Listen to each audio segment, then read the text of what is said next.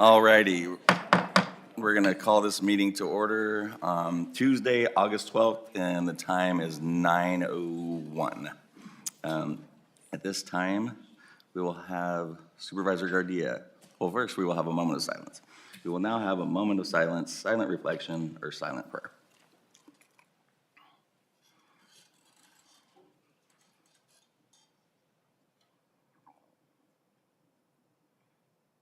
Thank you. Supervisor Gardia, can you lead us in the pledge? Ready to begin. I Pledge allegiance to the flag of the United States of America and to the republic for which it stands, one nation, under God, indivisible, with liberty and justice for all. Thank you. Madam Clerk, roll call, please. Supervisor Gardia. Present. Supervisor Dhaliwal. Present. Supervisor Ding. Here. Supervisor Rickman. Here. And Chair Canepa. Here. At this time, I will be pulling discussion item number 2. I'm a little bit under the weather, and hopefully I'm going to be able to make the whole meeting, but if not, I'm just going to pull that so that we can bring that back at another date. So at this time, we'll have public comment. Now is the time for public comment on matters within the jurisdiction of the Board of Supervisors that are not listed on the agenda and minutes, consent calendar, and closed session items. We request that you fill out a comment form if you address the board in person. There's a time limit of 3 minutes for these comments. There's a device on the podium with a green, yellow, and red light. The yellow light will come on 30 seconds before the end of the 3 minutes. With regard to public comment, the law strictly limits the ability of the board of members to discuss matters not on the agenda, so this is not an appropriate time to have discussion with the board regarding your comments. We ask that you refrain from personal attacks during your comments and that you address all comments to the Board of Supervisors, not the audience. Comments from the public may not reflect the viewpoint of the Board of Supervisors. At this time, Tim Robertson is the one comment card we have. And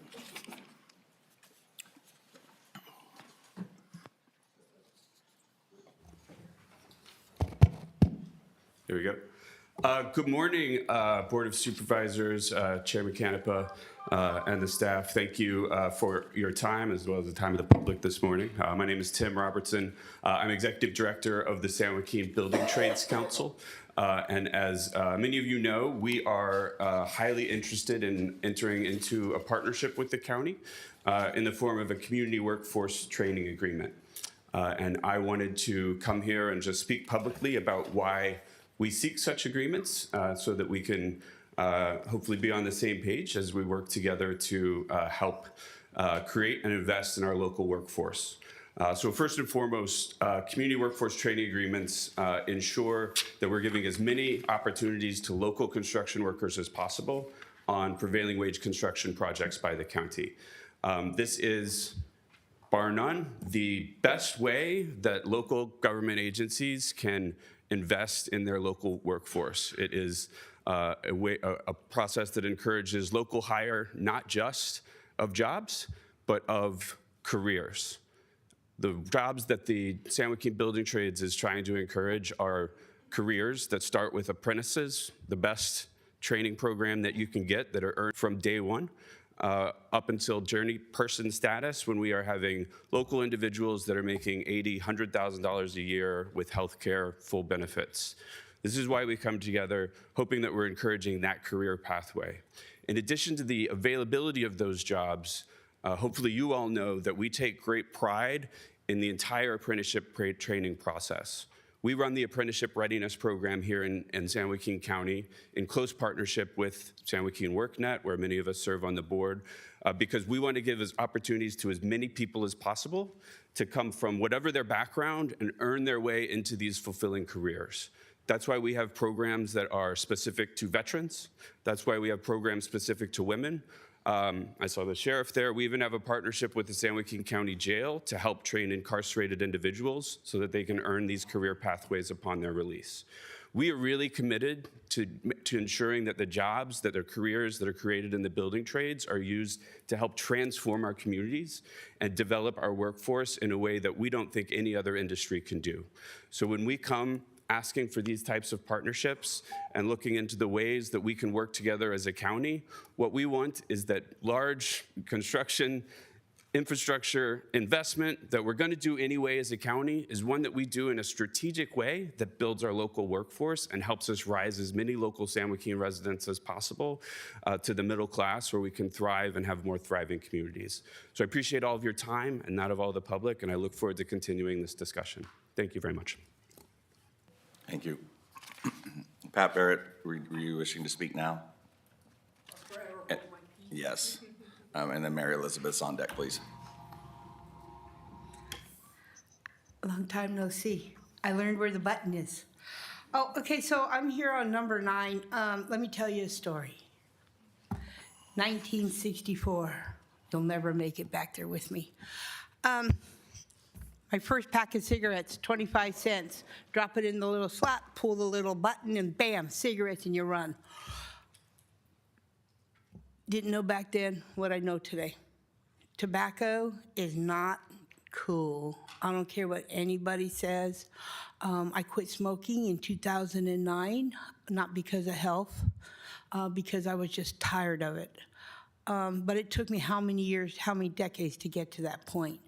The other day I was sitting outside and somebody came outside and they were smoking their cigarette. Oh my God, it was like I couldn't breathe. So as a result of what I started back in '64 with my asthma and my borderline COPD, the tobacco is not working for me today. So many times I just wish people would just go in their houses and smoke their cigarettes and turn on their filters and let them do what they gotta do. I know people have rights. I understand that. Berkeley did it. Why we can't do it and be strong about it. Cigarettes aren't good, shouldn't be around our kids, shouldn't be around our pets, and I think it should be outlawed in the county. Thank you. Thank you. Mary Elizabeth.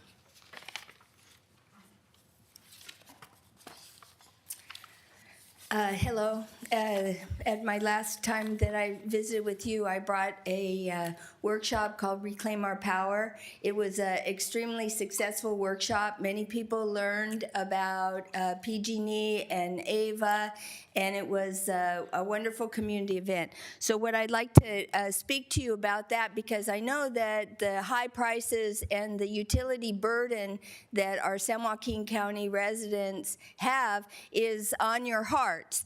And so I wanted to give you an action that you can do to do something about that, because one thing I learned from Dr. Jeff Mount is that when we are active in our recovery, we recover better and we are healthier and happier.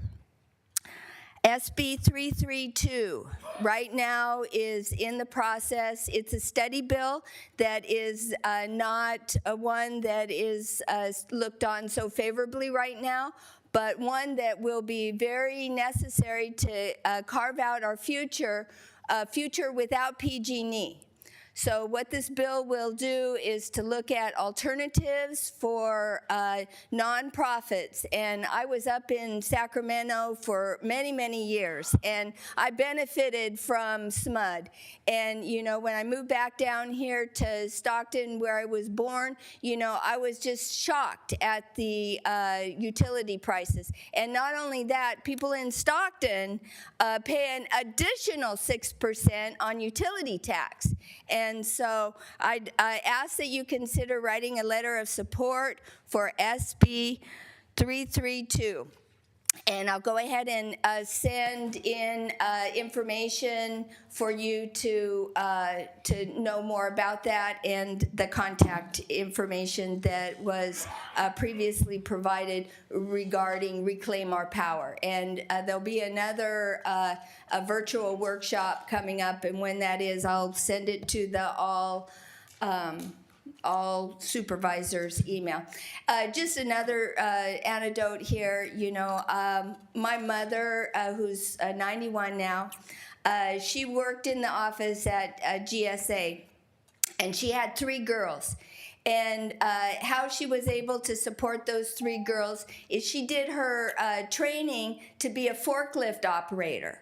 And so that workforce development, does provide a big opportunity for people to better themselves and to provide for their families. So I'd like to, put in a note of support for the previous speaker on workforce development. Thank you. Thank you. Anybody that hasn't filled out a card would like to come up and speak, please come forward. State your name.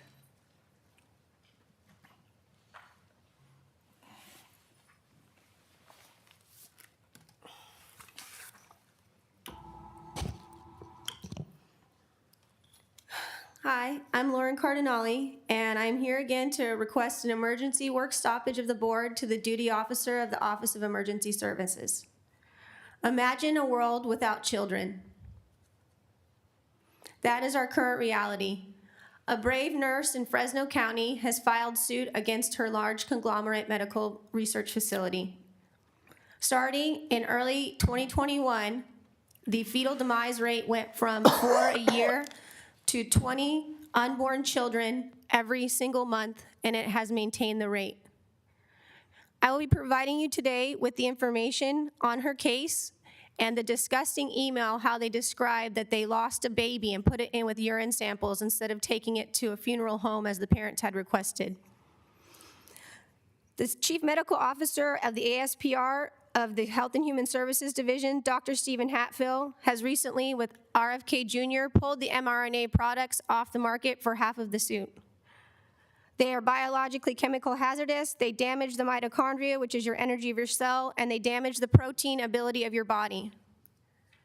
In San Joaquin County, there are 280,000 approximately children under the age of 18. Dr. Peter McCulloch, who is well known as an outspoken source of truth, says that instead of being 1 in 250, that's now 1 in 40. So because people of good conscience have done nothing, 7,000 children in our county have had heart damage, permanent heart damage, which is caused by the mRNA. I'm asking for the work stoppage because at this point, your work plan from the after action report is what is allowing these chemicals to be put into people. Dr. Daglish in Europe has found the 13 pathways for what is accommodating the turbo cancers to happen. He has identified it. It's in European court. Arno van Kessel, who is a legal counsel in the Netherlands, has been illegally arrested as he has filed suit against Bill Gates, against Burlow, and against the European Union. We have to reclaim the fact that we are human beings first and not an experiment. The only people who can do it are the elected officials. When interests converge on such a great matter, great catastrophic failure has happened. There is an abject failure of everybody in the county to act in the best interests of people. The morgues are full of people with white fibrous clots. Any one of the emergency medical services people could tell you this. Again, I ask for an emergency work stoppage to the duty officer from the board to stop the most toxic, lethal injection that is a genocidal democide against humanity. And I pray that you take it to heart. Thank you.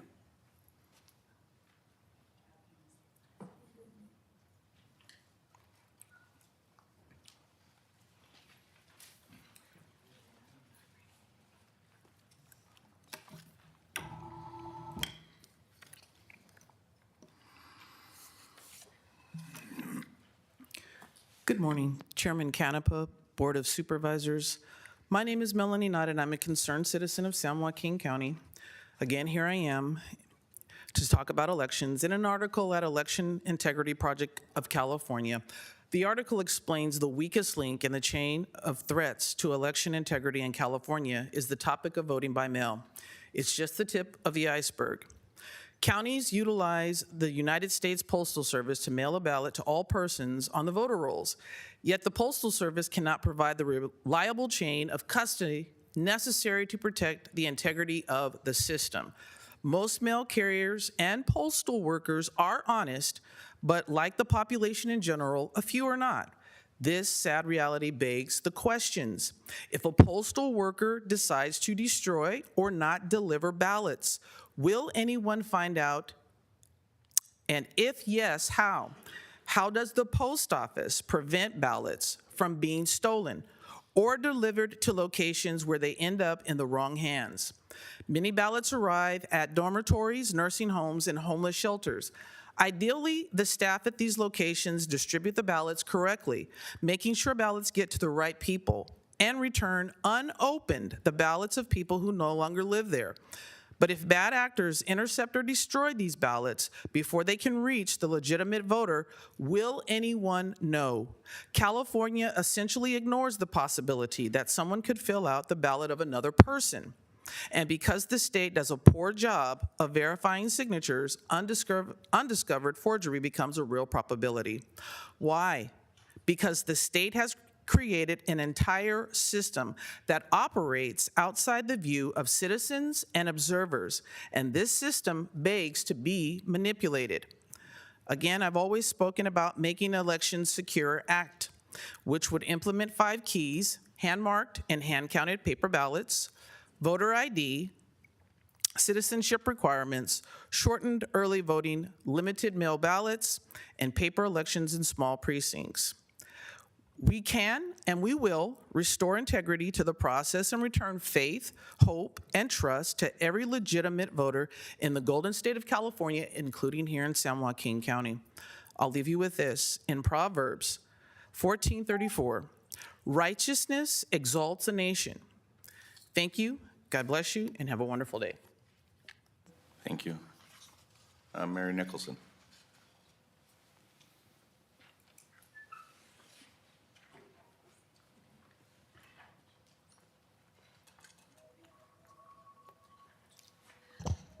Good morning, Board of Supervisors, and thank you for all that you do for this community. Thank you. I was originally going to talk about remapping of French Camp, but as a resident of French Camp, I am here asking for you to show French Camp some respect in having events at the hospital or the VA or wherever you do it. There's this little town called French Camp. Just happened to be the first town in San Joaquin County. Whether it's this wonderful fire board that I happen to have sat on the board and chaired that board, who now provides the fire security for Mountain House, or whether it's the VA, or whether it is any entity that's taking place in French Camp, I am asking you to recognize French Camp and what we mean to this county. And that's all I have to say. Thank you. Thank you. Mary Elizabeth, were you wanting to speak now? Can you not stay till we, or would you? I will stay. Okay. No, it's better to do it now, because if somebody doesn't pull it, then, right? Number 9. Come on up and speak now, just in case. If somebody doesn't pull it, I don't want you to have to.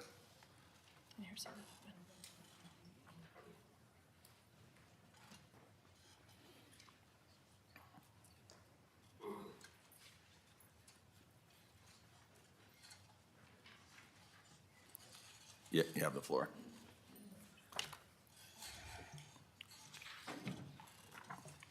It's on. Thank you. Okay. All right. So I was one of those kids that walked to the corner store with a note from my mom, and I grew up in a smoking household, and twice I quit smoking, and I'm smoke-free now, and but I know that nicotine is an extremely addictive substance. And as an educator who have found vapes in my classroom, I know that our young people are accessing smoking-related products. So when I spoke, I first have to apologize. I feel a little bit, still a developing reader, that when I came here to speak to you all at my last meeting time, I didn't address the waived reading of this ordinance because I didn't recognize it as I was looking through. But I did ask that you reach out to Public Health and the Tobacco Coalition. And I understand that you have received correspondence from many of the organizations and individuals that are involved in that area of regulation. So first off, I want to ask that you pull this from your agenda and that you consider all tobacco retailers. And so the data that I provided, because I'm one to provide data, I don't speak you without substantial data to support my views. You can clearly see on that graphic that other entities besides smoke shops are selling tobacco to young people. And so all tobacco retailers must be regulated. And how frequently you regulate them, you know, there's lots of development in a program to make it robust and sustainable. But you need to have fees, and you need to say what those fees are going to do, because we need to protect the youth in our community from the vicious and the deliberate advertising that is plummeted on these children. You know, as they're flipping through, you know, their screens, you know, they see this and, you know, think that it's cool to get started. And then once it gets started, they're hooked. And so all tobacco retailers, the exemptions that don't consider the distance issue, I laid it out, all of my arguments. I ask that you please pull it and consider it further. Thank you. Thank you. Subar Mani. Hope I got your name right.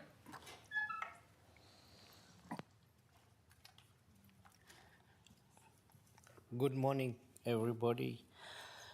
Thank you very much for allowing me to give me a chance to speak. I want to thank you, each of one, that project you people have approved in French Camp with the center. That was very nice. I'm the next door neighbor, and I feel so proud to work with the people, with the team, which they're doing that nice work. Second thing I have requesting with the Board of Supervisors that in French Camp we have over 15 parking trucks, repair truck shop. We have 15 already. Now there is another 3 project is coming, about 50 or 60 truck gonna be parking again. So I think French Camp is a small town, is a country town, and I came from Bay Area, and I've been here for 25 years, and I love the way the French Camp is. And I hope we can get a help from the Board of Supervisors and try to keep that place as is, because we love to live in the country.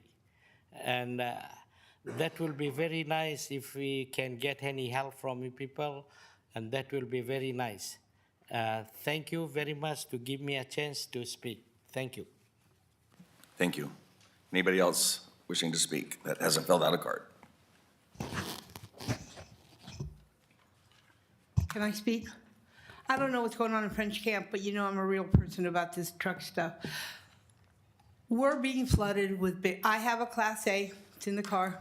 I'm not complaining about truck drivers. We're being flooded with trucks. We have trucking schools, trucking repair shops on El Dorado. I am requesting legislature, zoning, I don't care who works with me on this one, to get these out away from our schools. We got McKinley, we got Edison, right there where they drive in and drive out. Trucking is really a sticky thing. They're not electrical. They have their DEF. They're not working all the time. They're idling a lot. And when you are in the AB 617 area, this is something that needs to be looked at due to the fact that South Stockton and that whole district down there is very, especially as those that smoke, is a high risk for people that have medical problems like asthma and COPD. We literally die 10 years younger than the people on the north side where the air is cleaner. So when it comes to trucking, French Camp is a cute little town. I didn't know it was the first one here, but I think it's something that the county should be supportive in putting a stop to the flooding of big rigs. Thank you.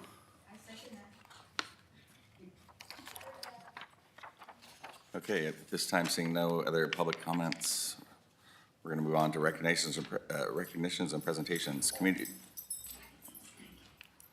Just keep going. Under the wire. Good morning, Chair Canepa. Thank you. Good morning, Supervisors. My name is Jasmine Peterson. I'm with Little Manila Rising. I wanted to invite you all and the community to a workshop that we're supporting in partnership with the City of Stockton and our planning partners throughout the county. We're going to be hosting the Stockton Region Climate Action and Adaptation Plan, and it's an open house. It's going to be held tomorrow, Wednesday, from 5 to 6:30 p.m. in Lathrop at the Lathrop Community Center. And so we're going to be sharing information about the City of Stockton's regional approach to climate action. So hope you all can come out and please let your constituents know. We'll have food and childcare services available, so it'll be a great time. Thank you. Thank you. If you can go serve at the Western Farm Workers Dinner for me, then I'll go and take your place there. Thank I you. would love I'm to. busy, so if any other supervisors can go there, that would be greatly appreciated. All right. Jennifer Jolly, you have the floor. Good morning, Chair Canepa. Jennifer Jolly, Community Development Director. Morning, other members of the board. Today I will be presenting with Assistant Director Merlot about the historic evolution of the Community Development Department and then touch on how the department functions today.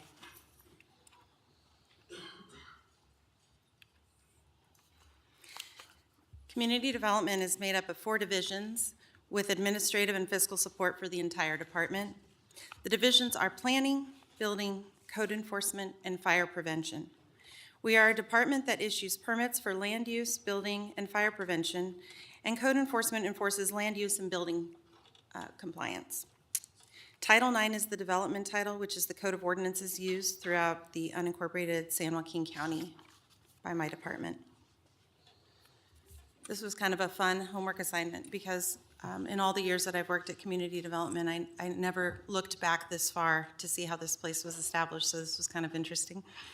In 1927, the California Planning Act was passed, which regulated the configuration of parcels and streetscaping, and the subsequent approval of the California Planning Act of 1929 emphasized zoning and land use regulations. It also statutorily required municipal governments to establish planning commissions and general plans. However, it wasn't until the county received political pressure from the elected officials from the City of Stockton that the Board of Supervisors established a county planning commission in 1932.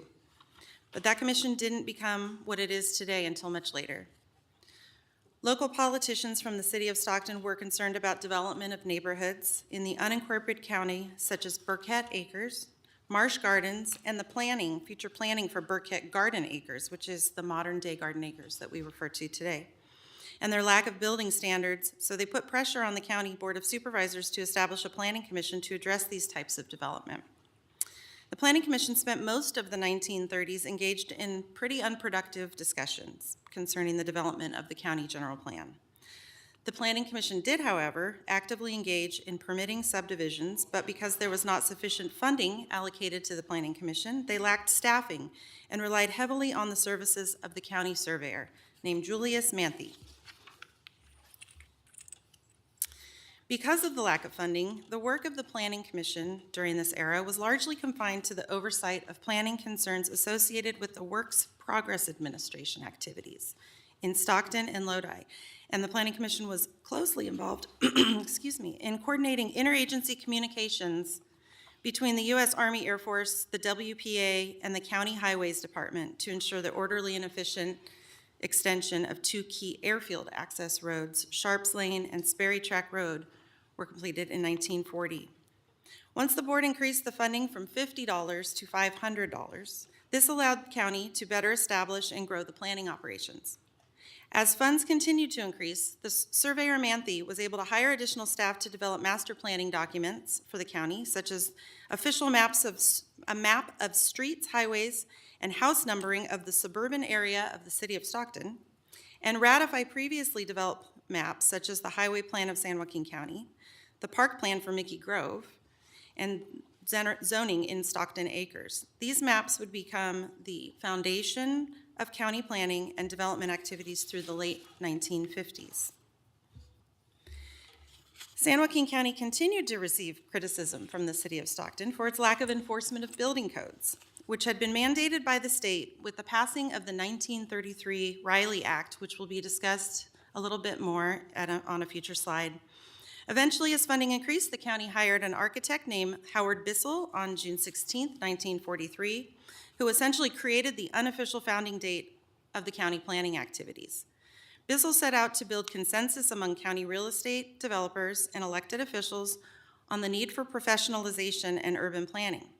He used the city of Stockton's practice of hiring consulting firms to develop and operationalize plans such as the Parks and Rec Plan, zoning plans, and administrative plans for building and planning to encourage the county elected officials to increase budgets and to convince developers and farmers for the need for professional standards.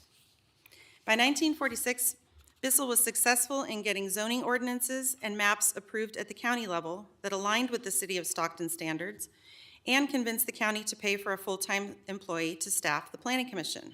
His name was Myron Bear. He also convinced the board to hire Mary Samuelson as his engineering aide. And the county's first building inspector was named Gilman O'Neill, and he was hired in 1949. Ultimately, the Board of Supervisors established a new county planning and building department with 4 full-time staff, which made the department's official date of opening of July 1st, 1952. Bissell was the director, and an individual named Bird Dyer was named as the first planning staffer in 1950. Gilman O'Neill was promoted to the first building official, and when Bissell resigned in May of 1956, he named his assistant director, Richard Salter, as his successor. Bissell then returned to the world of architecture and planning and worked as a planning consultant for the cities of Tracy and Ripon. Salter was able to convince the county to build a new building specifically for planning and building department next to the county ag commissioner on Hazelton Avenue, which is where we still reside today. It opened on June 12, 1959, and the building does look a little bit different than when it was originally built. And I can tell you that we can tell where the expansions have occurred over the years because we have interior walls of rocks that have been painted. And we always get comments from people when they visit our office about this. When it was designed as a special purpose building, and it was designed to have planning and public works, as Public Works was the successor of the county surveyor's office. And they are still across the hall from us today. The first zoning code was adopted in September of 1946, and from there on, a variety of names for these codes were given, such as the Uniform Zoning Ordinance in 1961, Planning Code in 1980, and the Development Title in 1992, which is the name of the code that we still use today, and the most recent code was adopted in 2022. In addition, in 1961, the first subdivision ordinance was adopted. It was amended in 1968 to include State Map Act requirements and ultimately was replaced by the Subdivision Map Act of 1974. Although required by the State Planning Act of 1929, San Joaquin County didn't adopt its first general plan until 1963. And since then, there have only been 3 additional general plans adopted, with the most recent one adopted in December of 2016. General plans typically plan for development and policies for the entire unincorporated county for an average of 15 to 20 years at a time. However, they can be periodically updated should the jurisdiction choose to do so. So we were able to find the first use permit ever issued in San Joaquin County. It was issued on June 4th, 1948. and it was for an auto repair garage located on Highway 26 in the agricultural zone. And today that building is used as a market, and the use permit was 3 pages long for the entire record. Staff still rely on these use permits, these very old use permits, when making land use determinations for properties throughout the county. Some are more detailed than others, but nowhere near the detail of the projects today, which can have administrative records in the hundreds, if not thousands of pages. Now I will turn the discussion over to Assistant Director Merlot to discuss the building division. Good morning. In 1927, the first model uniform building code was adopted in California. It was issued for amendment and adoption by any interested city or county. The building code, the Pacific Coast Building Officials Conference created the code, and in response to, they were formed in response to the earthquake in San Francisco and the subsequent fires in San Francisco. And so they were one of 3 model code agencies in the country at the time. So there was one in the South, one in the East, and one on the Pacific Coast. Later, they combined into the International Code Conference, which is the code that we have today. And the Uniform Building Code was replaced by the International Code that has been adopted by California since 1993. So also, around the same time, the Riley Act was passed. The Riley Act was in response to an earthquake in Long Beach, where many unreinforced buildings, including schools, fell down, and there were many deaths. And so a local legislature from Long Beach, Mr. Riley, proposed the Riley Act. And this act required counties and cities to establish a building department, and later an amendment to the Riley Act in 1941 required local governments to issue building permits prior to construction. So at that time, California also established a system for charging minimum fees for building permits, and we actually issued the first permit the first building permit was for the construction of a building for Bear Creek Vineyards Association. And this was then the first building permit that was charged a fee was $22 for a permit to build the Basodes Brothers Speedboat Manufacturing Shop on Wilson Way in Stockton. And so on March 1st, 1949, the county had hired a building official, Gilman O'Neill, as the first building official. He had been there as a building inspector. And in 1963, the county's Board of Supervisors adopted the first county building codes modeled after the Uniform Building Codes of 1952. So, as I said, the last edition of the Uniform Building Code was published in '97, and later was replaced by the International Building Code that we use today. The IBC continues to be the model code for California's building codes, and every 3 years, the new California building codes are adopted by San Joaquin County. The next code, which is going to be the 2026 code, is coming into effect in January, and we'll be adopting that in the fall. The Code Enforcement Division has gone through some changes over the past few years. In the past, code enforcement staff reported to either the building official or the counter manager. And in 2021, the division was reorganized and 2 new positions were added to create a separate standalone division. The positions were the code enforcement chief, who was hired in the fall of '22, and then we hired a code enforcement manager in the summer of '23. And code has gone through some significant staffing challenges as well over the years. There were significant layoffs in community development as a result of the recession back in '09. And the code enforcement team was ultimately reduced down to 3 staff, 1 senior code enforcement officer and 2 regular code enforcement officers. Over the past 5 years, the division has been rebuilt, And we currently have 14 full-time code enforcement officers and/or managers. In fiscal year 21-22, CDD took over the Substandard Housing and Dangerous Buildings program from the Environmental Health Department. San Joaquin County has enforced substandard housing and dangerous buildings since the early 60s, when the program was transferred from EHD to CDD. 249 active cases were handed over to our department. At that time, CDD did lack a structured program or staff to manage the cases, so that transition was a little bit difficult in the beginning. It wasn't until June of 23 when key staff were hired that CDD began developing and implementing its own program.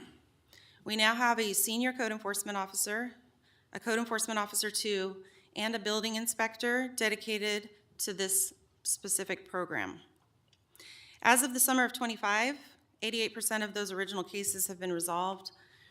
4% are in progress with permits issued or applied for, and then the remaining 8% are actively being worked, some with legal support due to their complexity. They've been around for decades, some of these. Over the past year, CDD has executed several inspection and abatement warrants, resulting in the removal of tons of debris, the securing of dangerous buildings, and the demolition of an unsafe building.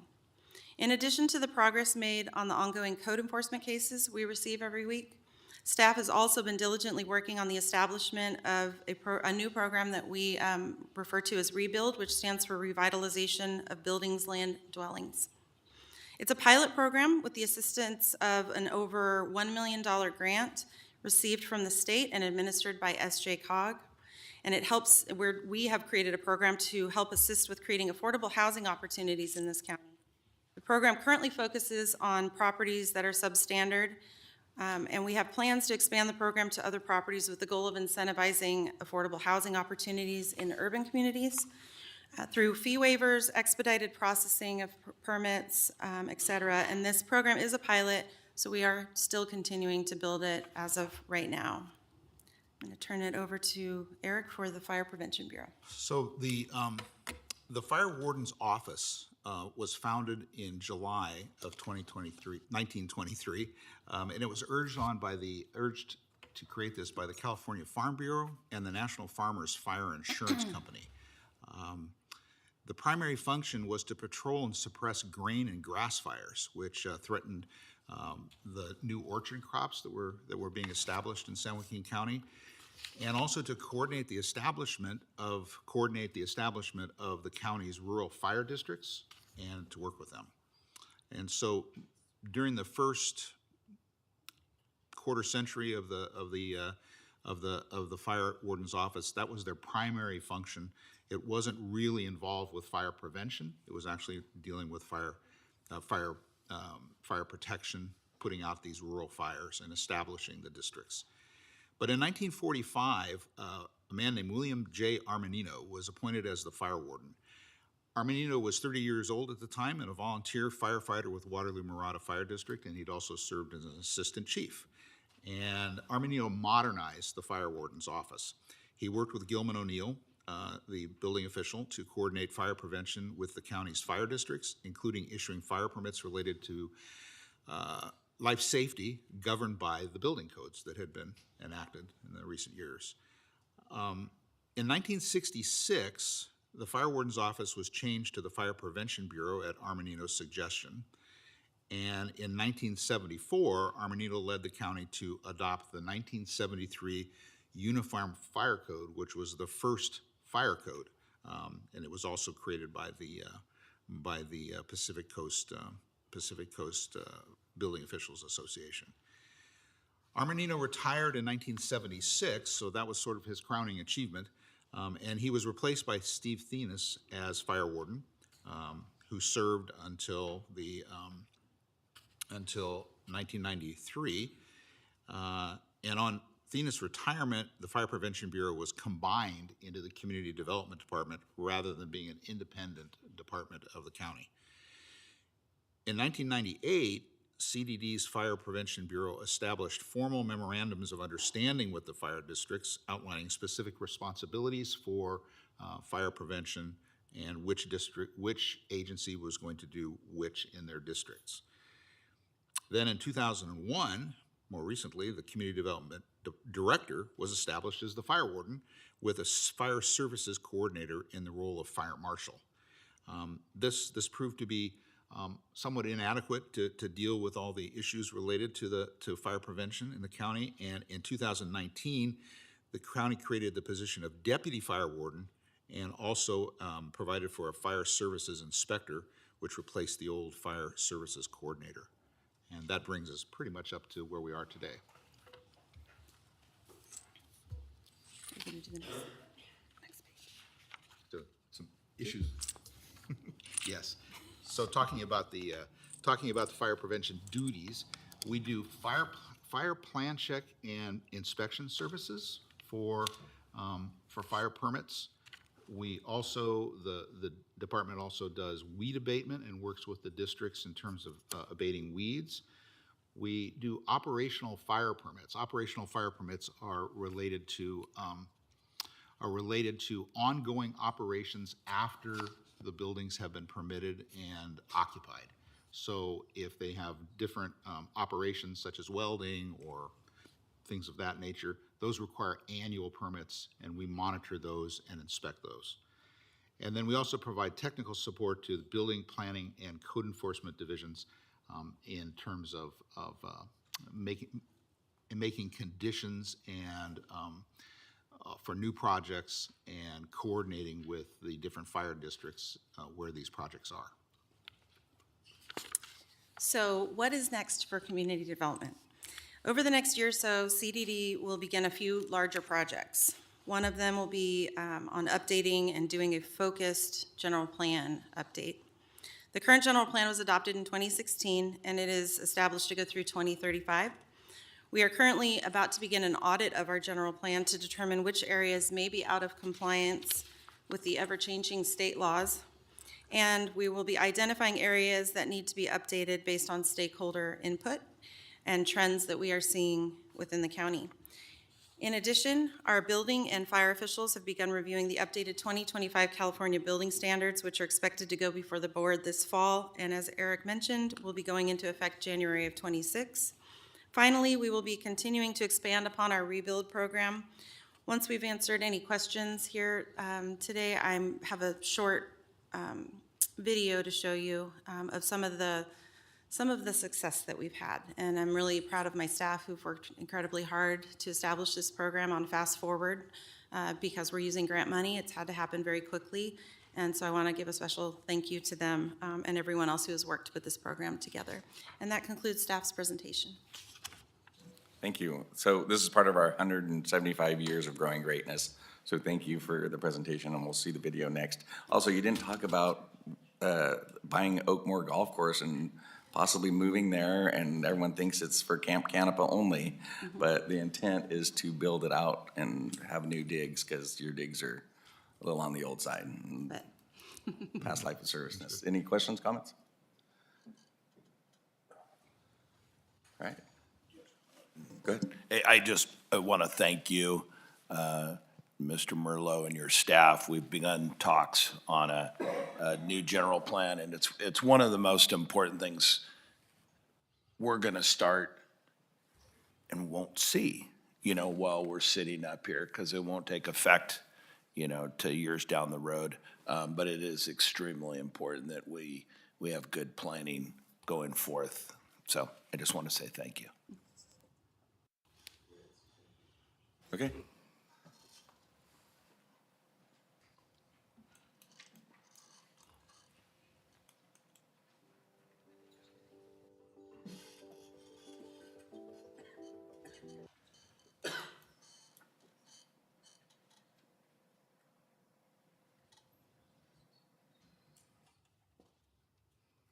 I promise there's more to it than this. That was quick. I'm not sure why. Okay.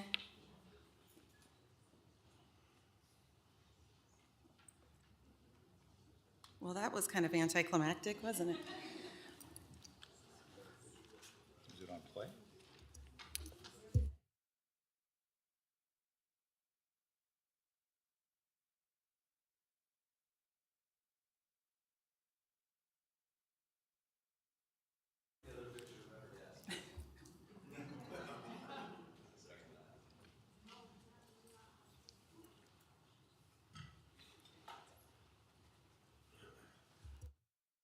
Greatness grows in San Joaquin County. Yes, it does.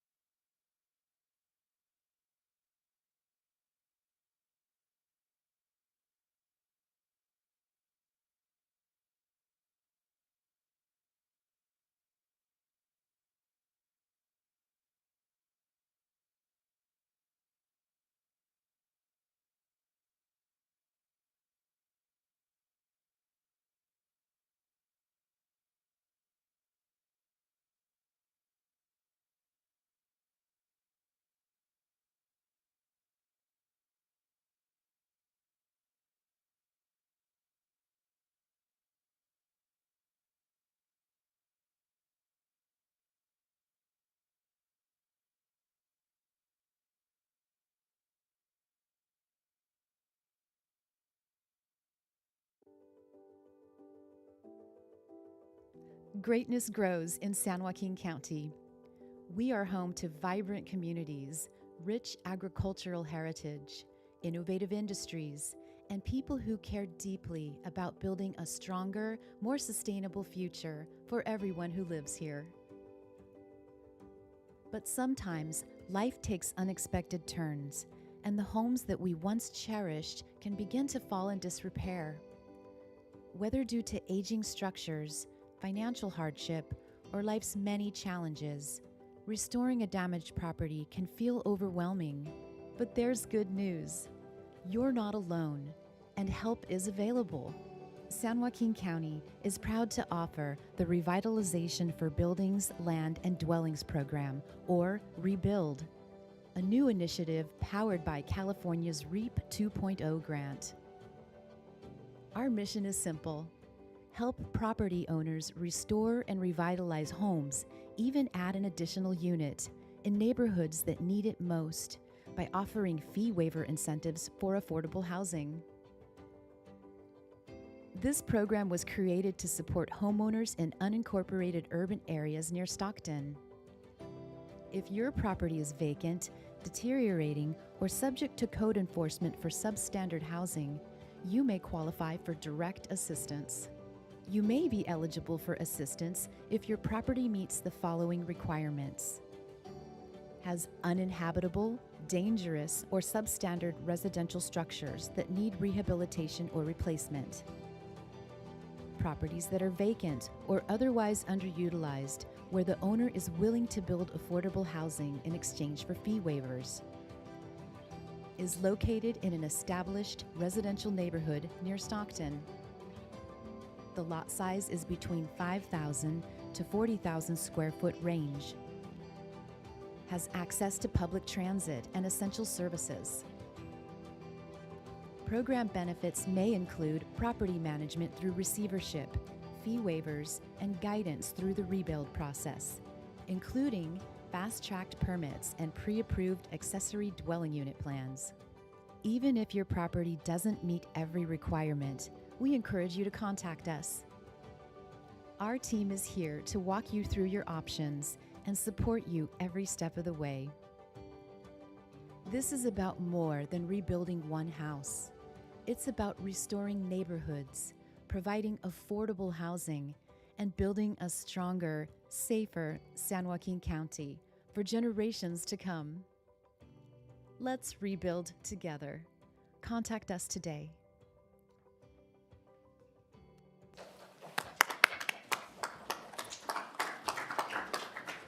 Thank you, because a lot of times that's what we get, a lot of people complaining about substandard living conditions, and so it's neat to see that you guys are addressing that, so thank you, and thank you for the presentation. Thank you very much. Thank you. Okay, moving on to consent items. I'd like to pull number 5. Okay, Supervisor Ding, number 5. Supervisor Rickman? You're good? Vice Chair Lillywell? And Supervisor Gardia? 9 and 10. 9 and 10. And I will be pulling number 12. Okay. Supervisor Ding, number 5. Thank you, Mr. Chairman. Consent item number 5 has to do with the Election Advisory Committee. I had asked County Administrator and the Chairman just a reminder that my term as Chairman of that committee expires at the end of the year anyway. I don't believe in public service. It's just not what's wrong and right. It's perception too. I'm up for election next year, and to me, it just didn't pass the smell test to have somebody that's up for election sitting on that board as an advisor. So I asked him to appoint another member. I think he's made a fine selection.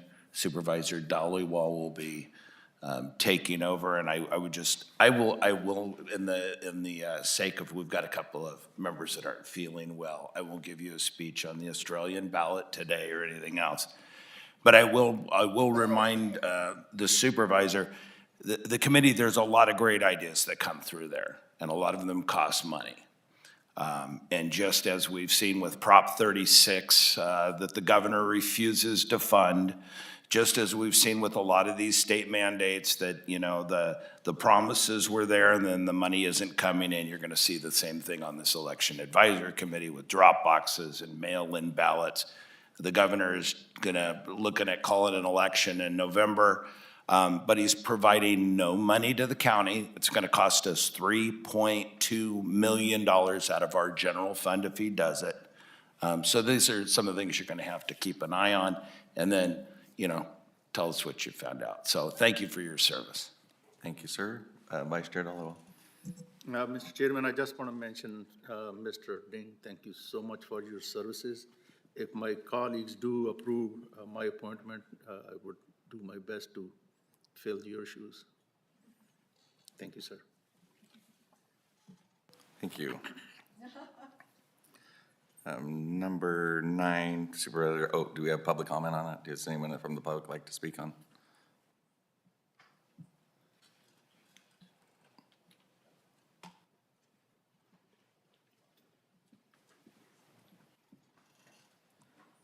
On Supervisor Vice Chair Dollywall taking over the Election Advisory Committee.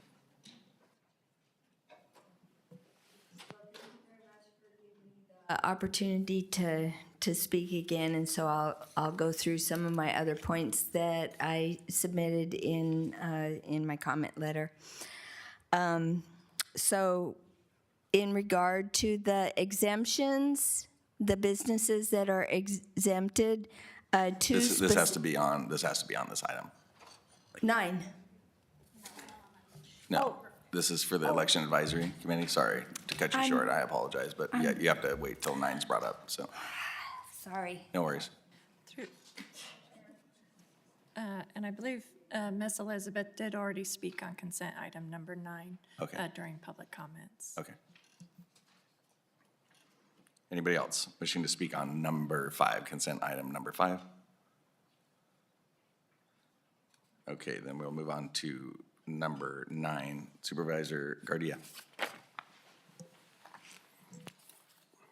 So this item came up, just a little back history, on Country Club. Within a quarter mile, there was 3 smoke shops, and that's kind of what's brought up was brought up to my attention. And I drive down Country Club quite a bit, so I saw it firsthand, and it didn't make any sense to me. And being newly elected in this position, I went back to find out what we have in place to protect our communities from these smoke shops. And in my history with the Stockton Fire Department, calls for services at smoke shops were quite often. And, from what I understand, nothing comes good for most of our smoke shops. I believe that this ordinance is definitely pro-business. It specifically targets smoke shops to make sure that they're legally following the law and they're not doing illegal activities. This is not just a collaboration of the county. This is a collaboration of the city of Stockton and also community leaders. We met with other smoke shops that had the same concerns of the same as us. The main thing was they want a even playing field to conduct business, and they felt that some of the illegal smoke shops that are actually doing business illegally you know, they're not competing in the same matter because some of these other shops are selling illegal products. So I want to thank my colleagues, CEO's office, county councils, the sheriff's office. You know, we often speak that the city of Stockton and the county don't work good together. We really did on this ordinance. Stockton PD did a phenomenal job of helping us out to what I think puts us on the right track to protect our community. So I'm very happy that we were able to get this move forward and hopefully looking for support on this.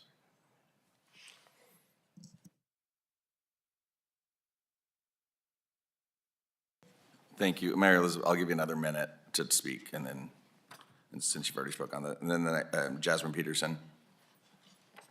Thank you. So,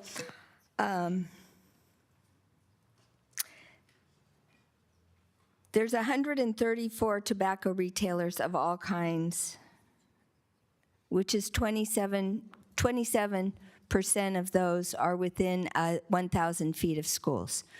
So that's why the push for increasing the distance between sensitive users and other tobacco retailers. The exemptions that are included in this proposed ordinance here would not be counting markets that are larger than 10,000 square feet, gas stations, or any business with a liquor license. And so 2 of those, convenience stores with gas stations and liquor stores that sell tobacco, are exempt. Thank you. Thank you. Jasmine Peterson. And County Council, can you, when we are done with that, can you speak to that? Because you've been working on helping us draft this ordinance. When they're done, can you speak to their questions, please? Sure. Thank you. Good morning again, Chair. This time I'm speaking in my personal capacity as a resident of San Joaquin County. I just want to uplift the comments made by the previous speaker regarding exemptions and respectfully request that we hold this item until more comment has been able to until more discussion with community members about this item has been done. I didn't know about this item until this meeting. I know you held I understand you held a hearing about this like 2 weeks ago, but this is the first that we've heard of it in our neighborhood, and so I just would ask that you hold this item until more engagement with the community has been able to be done. The harms of tobacco in our communities are felt for generations, and yeah, it's affecting our kids. So thank you.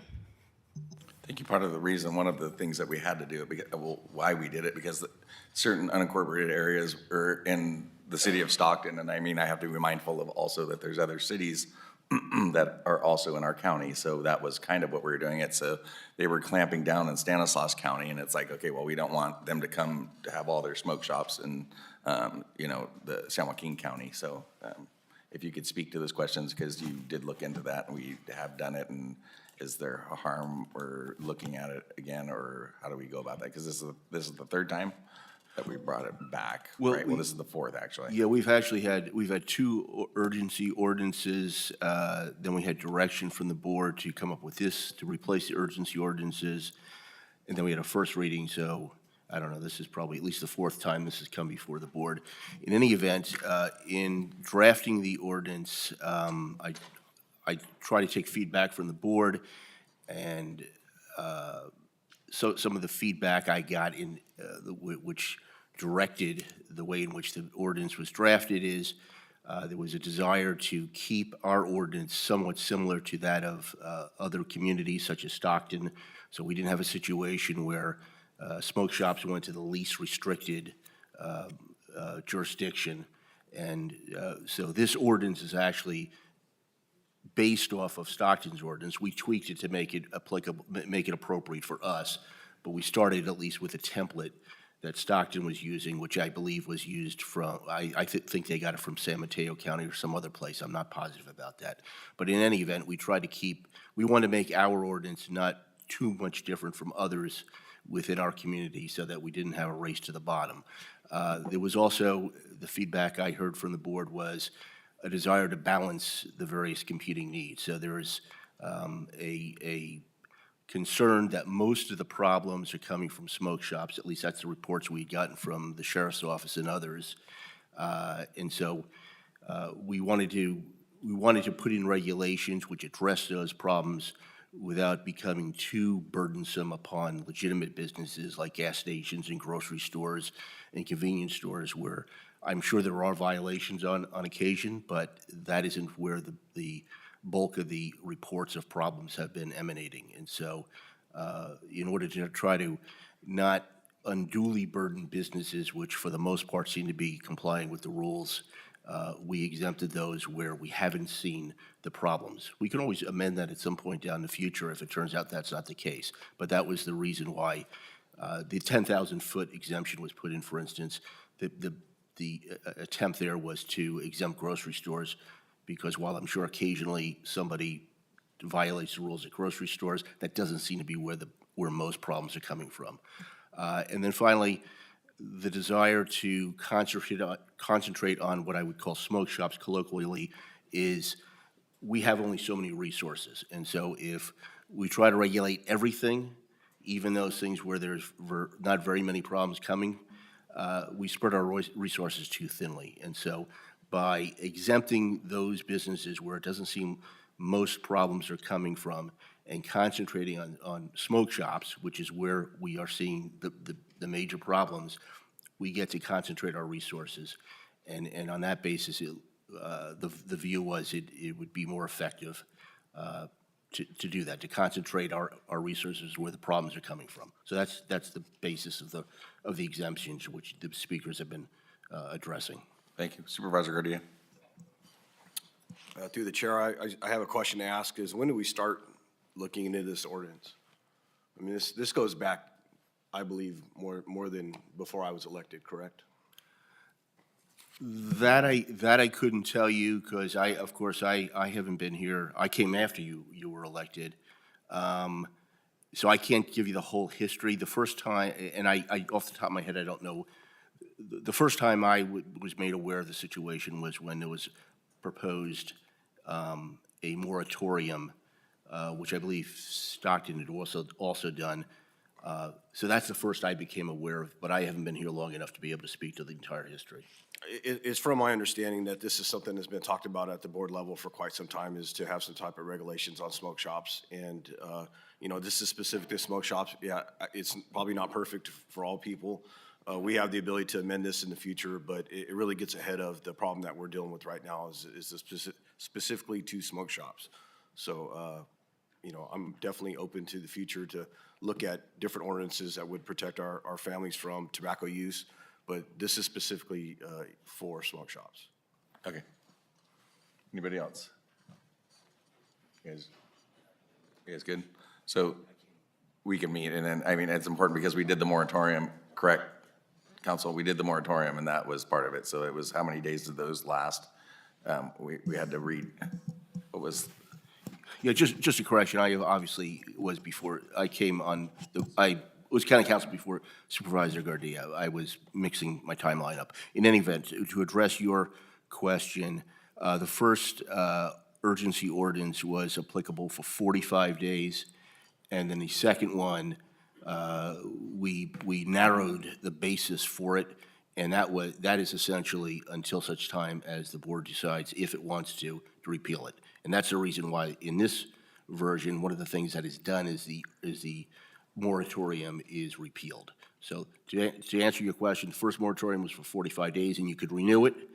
And then I put in place a second moratorium to take the place of the first one, so that we didn't have to keep coming back here constantly. And so it's in effect until such time as the board decides it doesn't want it in effect anymore. Okay. I'm just thinking if we do this now, I mean, and there's problems like they're saying in their community, or they have problems, we could bring it back and do an amendment. Well, the board always has the option to amend any county code it wishes to. Okay. Okay. Thank you.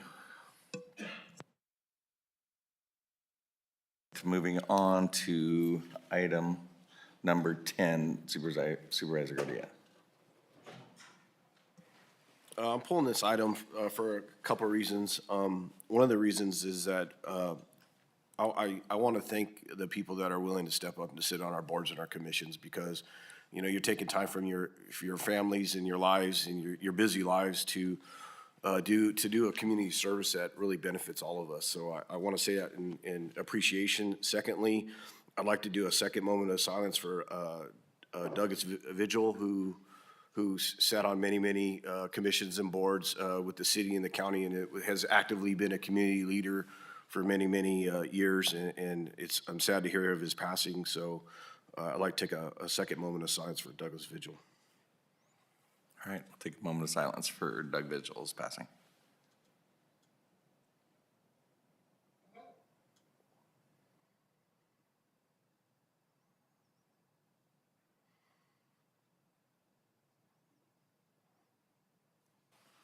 Thank you. Okay, behavioral health, number 12.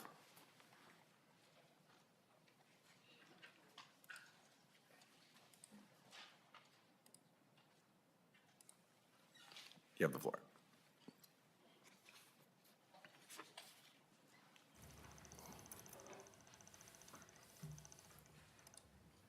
Hi. Read it first. Yeah. Introduce yourself. Hi, my name's Dr. Robert Graff. I'm the newly appointed medical director for San Joaquin County Behavioral Health Services. The staff suggested the supervisors might want to hear a few words since my appointment, and I wanted to start out by thanking the supervisors sincerely for the opportunity they've given me to contribute to the mission of our organization further. When I first came to the county in 1993, I did so after having worked at mental health organizations in Sacramento and the Bay Area. And the thing that attracted me to the program here was the quality of the organization and the commitment of the individuals in the institution of the care of our patients. After I had worked here for a few years, I came to believe very firmly that our county had one of the best mental health care systems in Northern California, if not one of the very best. And over the years, I haven't had occasion to change my mind about that. I think, too, from my peripheral observations, that one of the reasons that our system here had been so effective compared to others in the state is because, in my opinion, they deploy their resources very carefully, and we're very careful to target them towards things that were going to work and not spend money on things that didn't work. Currently, with the state's expansion, dramatic expansion of the definition of mental illness, there's going to be considerable pressure on our organization to deal with a new influx of patients, and at the same time, it seems the state has not provided additional resources to help deal with that. That's going to require real expertise from the leadership at the organization, but I believe that the leaders that are in place now are well equipped to do that. And I hope that with my experience, both at this institution and in psychiatry in general, that I'll be able to help contribute to that effort. Thank you. Sierra? Through the chair, the board, county administrator, county council, Faye Vieira, interim behavioral health director. I just want to say that I have worked with Dr. Graff for 13 years, and I can honestly say that I'm a better clinician because of the time I spent working alongside with him in our crisis division. The positive impact he has had on our staff, our patients, and our community is beyond measure, and we are very lucky to have him. Thank you. Thank you. I mean, I think it's pretty apparent that these supervisors are all in on behavioral health with the Be Well campus and the commitment that we've made to make sure that people have services that they need. So at this time, I'll open it up to the board. Comments, questions? I just want to say welcome. Thank you. Yeah, let us know if you need anything. Thanks so much. Supervisor? Yeah, no, I'd just like to echo those comments. You know, welcome. We seem to, as a public, looking in the past, we're trying to bandage a problem rather than take care of the existing problem or everything from the bed caps on mental facilities at 16 beds that was established in 1965 that we haven't changed to allow us to do the work. And again, once again, we're challenged because the state is mandating things that they're not paying for. So it makes it more challenging. Welcome aboard. Looking forward to working with you. Thanks so much. Vice Chair. Welcome, sir. Wish you all the best. Thank you. And Supervisor Garcia. It's great to hear. Often we sit up in in these positions and we hear about the good people that we lose. It feels really good to actually we're actually getting somebody that's going to create a great benefit to our community, and I appreciate you coming in and dedicating your time to our community. Thanks so much, Supervisor. Thank you very much. Welcome aboard. Thank you. Okay. Supervisor Ding, number 22. Thank you, Mr. Chairman. Item 22 has to do with a stop sign at the corners of Lower Sacramento Road and Acampo. It's times like this, I am so darn glad to be a county supervisor and not working in Washington, D.C. anymore. Actually getting things done that affect everybody's everyday lives. I'm looking at the agenda and go, they really did it. They got it done. Public Works Department, thank you. They did their engineering studies, their traffic studies.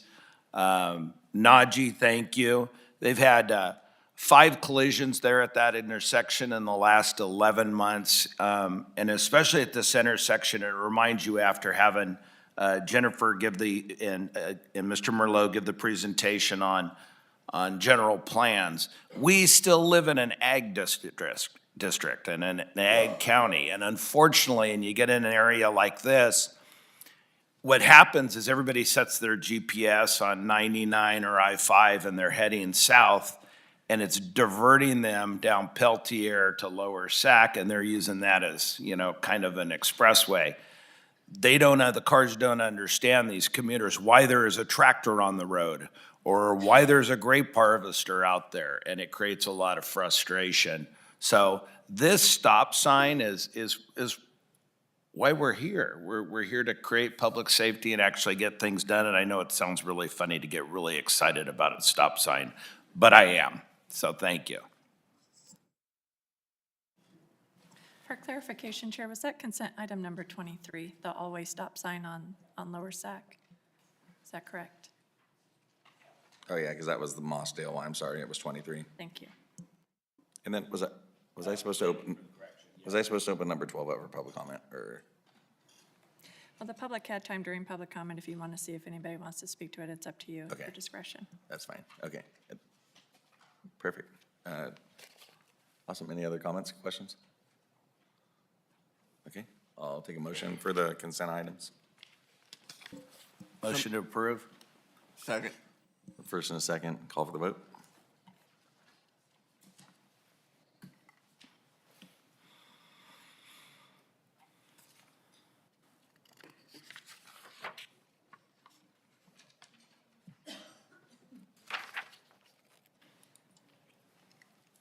Consent is adopted 5-0.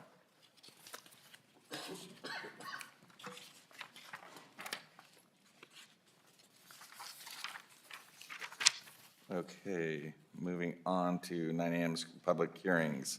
Community Development Department, a public hearing to consider the Planning Commission's recommendation to approve map amendments number PA-2400484 and specific plan number PA-2400483, District 3. Stephanie Stowers, Principal Planner, will be doing the presentation. Yes, thank you. Corinne King, Deputy Director of Planning. As you said, I have Stephanie Stowers, Principal Planner, here to provide a brief presentation, and then we're available for questions.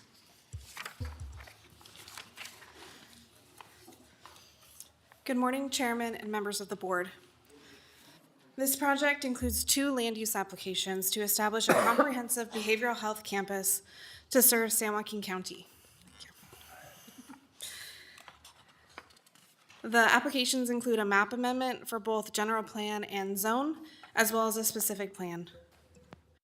The project site is located at the northwest corner of South El Dorado Street and Hospital Road, south of Stockton in the community of French Camp, and near the existing hospital site.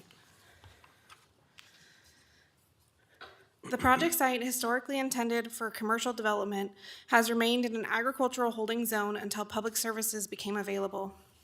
With county and city facilities now available for sewer, water, and stormwater drainage, development is now appropriate. Although previously designated for freeway services commercial, this application proposes a general plan designation and zoning of mixed use to suit the proposed behavioral health campus. The development of the behavioral health campus will be facilitated through a specific plan. Specific plans are a tool that can be used to implement the general plan and may be adopted to help facilitate large-scale development and guide long-term projects by outlining development standards, land uses, and utilities. The proposed specific plan incorporates development standards in place of a use permit and allows for development that will extend beyond the 5 years generally permitted with a use permit, which provides the necessary flexibility for the project that's dependent on grant funding. This image is a conceptual plan depicting the South Campus, which is anticipated to be developed in the first phase of development. At full build-out, the campus, known as the SJB Well project, will be comprised of 2 parts, a North Campus and a South Campus, which total over 570,000 square feet with approximately 500 beds. The Planning Commission heard this item on July 17th and voted 4-0 to forward the application to your board with a recommendation of approval. It is recommended that the Board of Supervisors take the recommended action shown on this slide and included in the board package to approve the applications. Thank you. That concludes staff's presentation. Perfect. Any questions from the board regarding this? Okay, at this time, I will open the public hearing. Anybody from the public wishing to speak on what we were just talking about, how we're gonna open the Be Well campus and bring water and sewer to the east side of Interstate 5?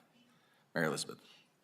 Thank you very much. I am fully supporting of this project and thankful that the city has assisted in extending those services. And what I'd like to say is that mental health is a critical issue. And the role that nature plays in healing cannot be overstated. And so when we're looking at the landscaping, I would ask that there be some consideration for a urban garden that people can work in the soil as part of their therapy, and that there be in those retention basin areas sufficient vegetation to attract wildlife. Because there's some days, you know, when I'm down and the early morning birds remind me of the love that is given by Creator for us all. And so I'd like to, you know, see some more nature areas in that development. Thank you. Thank you.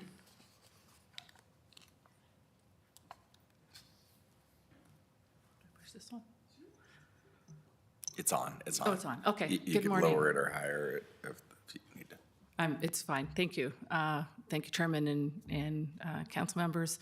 My name is Karen Conrad, and I just wanted to introduce myself. I'm the project executive who represents Herrero Builders and HMH, the contractor and design builder for this project. It is an honor to be part of the opportunity as a resident, newly resident of San Joaquin County and Stockton area, to be part of this amazing project and the future of behavioral health in the county. So thank you very much for supporting this project so far, and hopefully to approve this today. Thank you. Perfect, thank you for your introduction. Anybody else from the public wishing to speak?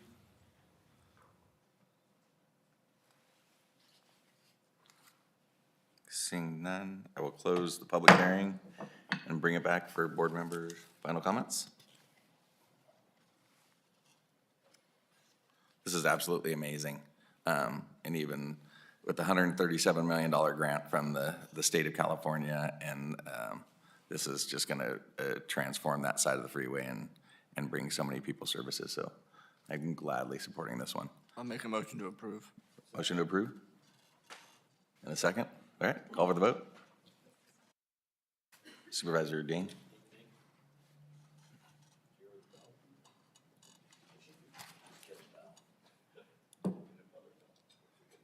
The zoning changes are approved. Thank you so very much.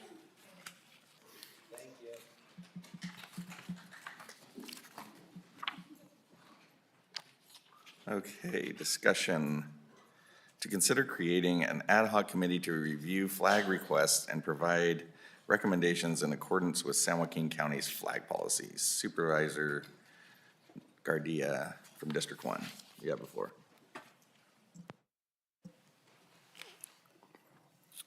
I'm recommending to create this ad hoc committee to streamline, or at least not streamline, excuse me, to look at our flag policy to see if there's opportunities to adjust and maybe simplify some of the actions that we do at the board. We had a very, very heated discussion with the community.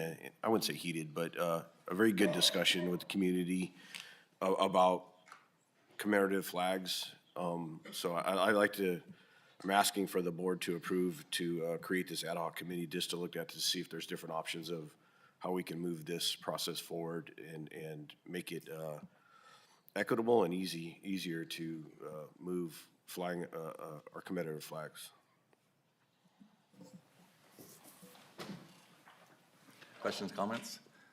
There's always. Absolutely. I'll have one before you, if you don't mind. So then it's interesting because. Obviously, what Supervisor Gardia is doing, you want to have a conversation, so there's no rebuttal from me to have a conversation. But my stand on this, we have a flag that encompasses all people. I also have some I'm concerned about legal ramifications too, because while I know why this is being brought up is, a chance to fly the pride flag and a chance to fly the Blue Lives Matter flag and the Christian flag and the Jewish flag and the Palestinian flag. At some point when you have an ordinance like this, if there's something that's open supposedly to everybody under a guideline, somebody wants to fly the Confederate flag and 4 of you don't approve of that, or the atheist flag or what have you, once you open it up, you literally are opening it up to everybody. So with that note, I look forward to hearing your report when you meet on a new policy. So one question before. So we discussed that, right? The flag policy is there and that's 4/5, but it only takes 3/5 to change it. So I mean, if you, theoretically, whoever wanted to do it, if a new board comes up, they can change the board policy. Is that correct? That is correct. We yes. discussed that, right? So Yes. Okay.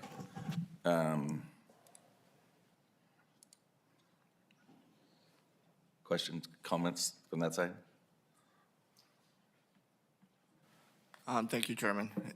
If we have to do an ad hoc committee, this is me just personally, I would say, since Supervisor Gardia brought it up, he would be on it and.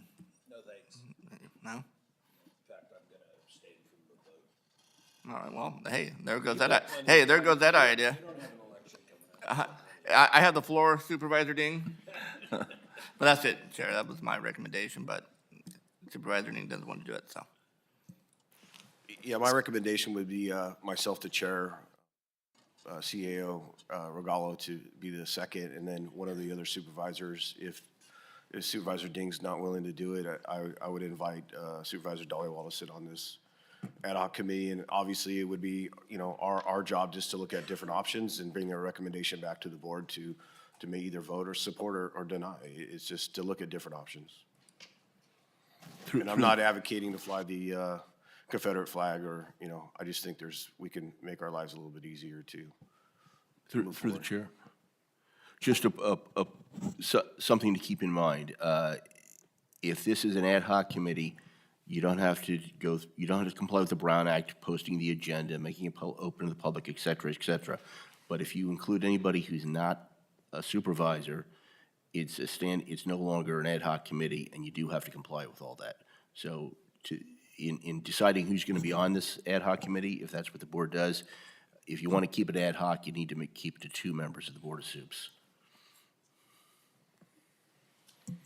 Okay, Vice Chair Dhaliwal? Question for the county council. Do you want to address the issue that Supervisor Ding raised now or at a later date, maybe after the committee comes up with some options? Through the chair. We can address that as the ad hoc committee comes up with suggestions. What Supervisor Ding is alluding to is if you were to make this something where members of the public can just decide they're going to sponsor flying a flag, well then yes, you would create a problem in which, you know, somebody wants to fly the Confederate flag, somebody wants to fly the atheist flag, et cetera. It becomes a public forum. That can be avoided by restricting the decision as to whether to fly the flag to the board itself. So we can keep it a limited public forum, but we do need to be cognizant of the concern that we not make this a public forum and thereby open it up to everybody, including, you know, hate groups and others. So that would be something we'd want to keep in mind. Thank you, sir.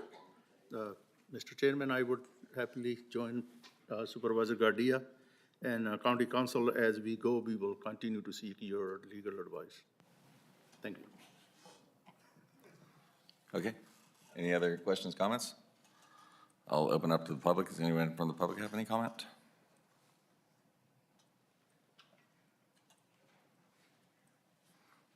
Seeing none, so then what's the plan of action? You have 2 people that are willing to do it. Do we have to take a vote? I'm sorry, I didn't hear the 2. What would be the plan of action so to get this? Somebody would make a motion to form an ad hoc committee with the appointees being Supervisor Gardia, and I didn't hear who the second person was. Supervisor Dhaliwal. That would be the motion, yes. Okay. Do anybody have a motion in a second? I'll make the motion to create this ad hoc committee of myself being the chair and Supervisor Dhaliwal to be part of this ad hoc committee. So then just one further question. So this would be in tandem with the flag policy we have now, or, I mean, so presumably that's what we're looking into. So we would look into alternatives. Revision. Yeah, presumably the ad hoc committee would look at our flag policy and then come back with potentially come back with recommendations to amend it, and then it would be up to the board as a whole to decide whether to do so. Okay. Have a motion and a second? Call for the vote. Do we have a second? Oh, I'll second it. I thought you seconded it. Sorry, I'm sorry. Put the cart before the horse. I apologize.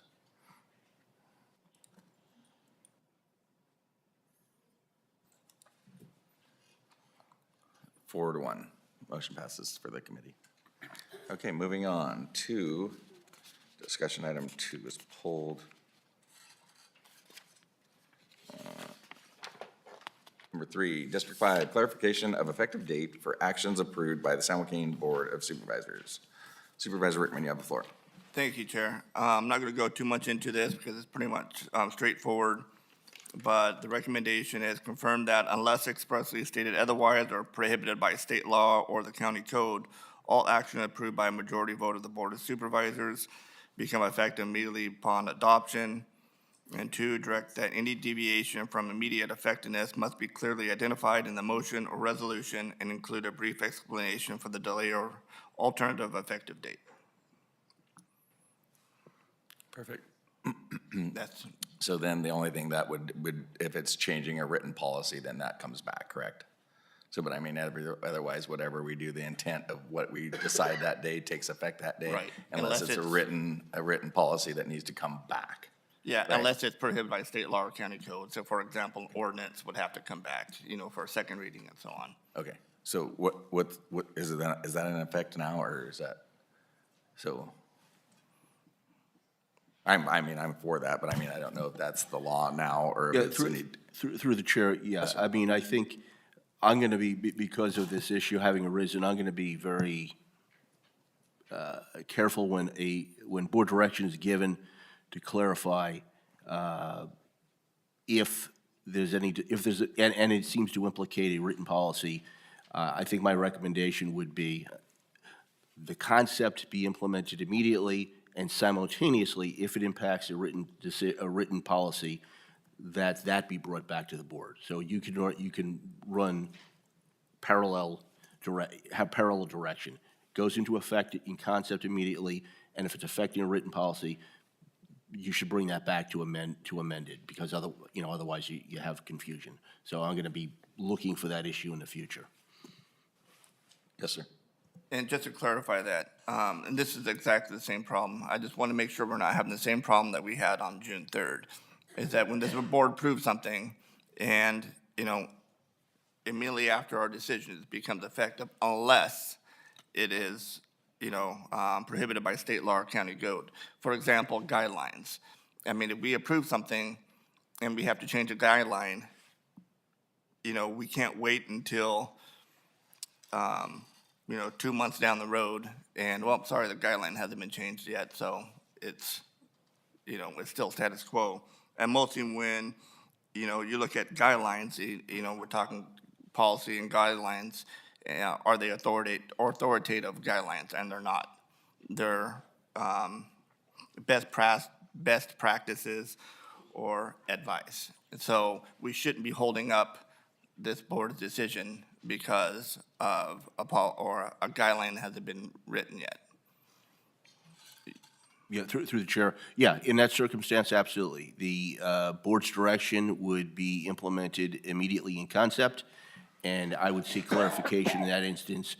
Do you want us to bring back, do you want us to bring back and amend the guidelines which are written down, which would be my recommendation, but the board can always decide, no, we don't want you to bother doing that, just implement the policy in concept. But generally speaking, there's no reason you can't do both.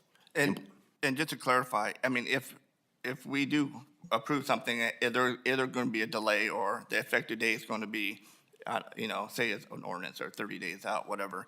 I mean, that's part of the recommendation, that there has to be an explanation why it will not be in effect after we vote on this, if it becomes a majority vote to approve. Mm-hmm. Correct. Yes, I understand that to be the proposal. Yep. All right. So it's pretty much governs what pretty much everybody else does. And it seems the transparency side, so people that are watching, people in this room, and we vote on something, they know exactly when this goes into effect. Makes sense to me. Anybody else like to speak before I open it up to the public? Anybody from the public wishing to speak? Seeing none, back to supervisors. And I'll make a motion, one, to confirm that unless expressly stated otherwise or prohibited by state law or the county code, all actions approved by majority vote of the Board of Supervisors become effective immediately upon adoption. And two, direct that any deviation from immediate effectiveness must be clearly identified in the motion or resolution and include a brief explanation for the delay or alternative effective date. Through the chair. It goes without saying, if the board approves this motion, you want to implement it immediately. Do you also want it to be memorialized in writing and brought back to the board for approval? I mean, what's the authoritative? So the board that we have to follow this. Pardon me? What's the authoritative? I don't want it to be a guideline. It needs to be a policy or Okay. procedure. And I can work with the clerk to put it in a policy of some sort. We have rules, for instance, you have Board of Supervisors rules of procedures, so it could be put in that, for instance. So when would this become effective then? That's portion. You would become effective immediately in concept, and then we could bring back a written memorialization of the concept. And we could put it in, for instance, the board of, the rules pertaining to the Board of Supervisors. All right, so that's my motion.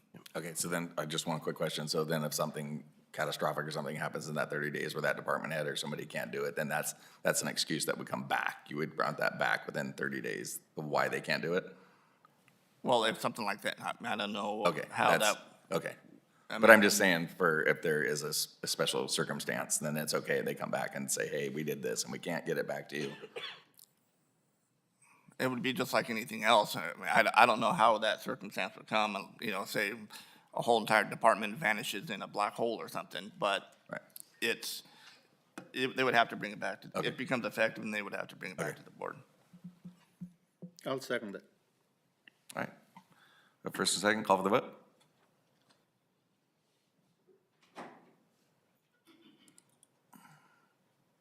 Motion passes 5-0. All right, thank you, Chairman. Thank you. Okay. Number 4 is CAO's office. Adopt a resolution of intention to establish the Lodi Winery Business Improvement District and set a public meeting for September 23rd and a public hearing for October 7th, 2025. Announce the item as listed on the agenda, which I just did. Kelly Cavello, Gina Reed, and Stuart Spencer. You have the floor.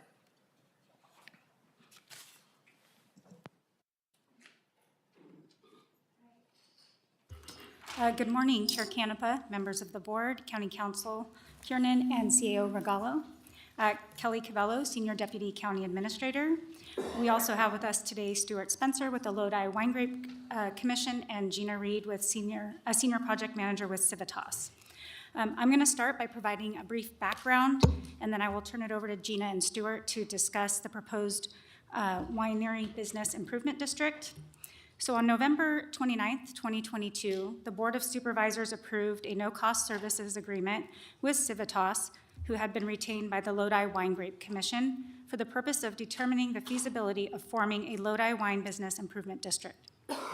The board also adopted a resolution, as required by Section 7056 of the Revenue and Taxation Code, authorizing Civitas to examine sales, use, and transaction tax records from the California Department of Tax and Fee Administration related to the feasibility study and formation of the proposed wine district. The Lodi Wine Business Improvement District would primarily be comprised of wineries located within San Joaquin County, with several additional wineries located in unincorporated southern Sacramento County and the cities of Elk Grove, Galt, and Lodi. In the November 22 board action, it was determined that should the commission determine formation to be feasible, San Joaquin County would act as the lead government agency in the formation, renewals, and management of the district. Section 36621 of the Streets and Highway Code requires submission of a written petition signed by the property or business owners in the proposed district who will pay more than 50% of the assessments proposed to be levied as a prerequisite to the Board of Supervisors proceeding with the proposed resolution to establish the Lodi Wine Business Improvement District. The 50% threshold has been met, enabling industry to petition the board to proceed with formation. At this time, I will hand the presentation over to Gina and Stuart, who will provide an overview of the Wine Business Improvement Districts, the results of the feasibility study to form a district, and an overview of the formation process for the proposed Lodi Wine Business Improvement District.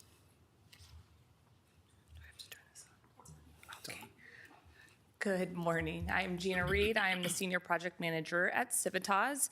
I'm going to start with a little overview on the Business Improvement District mechanism, talk about how it works. I'll turn it over to Stuart to kind of talk about why we're seeking a Business Improvement District for the Lodi Wine region, and then I'll come back and talk about the process to form and the next steps. So what is a winery business improvement district? A winery business improvement district is a special assessment district where winery businesses are choosing to self-assess themselves to establish a stable funding mechanism to pay for programs and services that will provide a direct benefit to their businesses. In this case, we're looking to increase the marketing and promotional efforts for wineries within the Lodi area, as well as increase the marketing and promotional efforts for the Lodi as a wine region. This district does not happen without the support of the wineries itself, and also requires the support of you guys, the Board of Supervisors. And I'll cover those steps and your role in the process as well later in the presentation. So how does it work? Wineries within the boundaries of the proposed district pay an assessment. Typically, the assessment is passed on to the customer, but it is the responsibility of the business to essentially pay the assessment. In this case, we would propose to contract with a third party, HDL, who you guys contract with for sales tax collections and compliance already, to collect the assessment, and then those funds would be remitted to a new nonprofit to essentially implement the programs pursuant to a management district plan. Some characteristics of these districts is that they create a level playing field, meaning that all of the businesses in the district will be paying the assessment. So it's if you're in, you meet the definition. It's a universal charge across the region. These districts are transparent in that the district is guided by a management district plan. It outlines how the funds can be spent, what the assessment rate is, so it's very transparent. These districts allow the funds to be very reliable in that they must provide a specific benefit to the payers, so the funds cannot be diverted to any other services or programs other than what's outlined in that management district plan. And as I mentioned, the assessment is able to be a pass-through to the customers. The law allows these districts to initially be formed for 5 years, and then if it is the desire of the businesses to renew the district, they allow for a 10-year term. I mentioned in this case, we are looking to form a new nonprofit to implement the programs and services, but in some cases, it's either a vintners association or a wine grape commission that is that nonprofit to manage the funds. And then as far as the assessment rate, it is typically a percentage of direct-to-consumer wine sales sold within California, and historically it's either a small charge of about 1% to 2% of direct-to-consumer sales. So currently there are 4 winery business improvement districts formed, and you can see the districts that are formed: Temecula, Livermore, Amador, and most recently, earlier this year, in Santa Barbara County. While there are only 4, it is a relatively new concept for wine businesses. However, this is not a new concept for tourism. You guys may be familiar with tourism bids or tourism marketing districts where the hotels pass on either a percentage of revenue or a $1 per night fee. These have been around since 1989. There are 115 districts that utilize this mechanism to fund tourism and marketing efforts. There are restaurant districts that exist in certain cities where the restaurants use this mechanism. There's a transportation district. So wineries have now began using this mechanism. So not only is Lodi in the process, but there are other areas as well.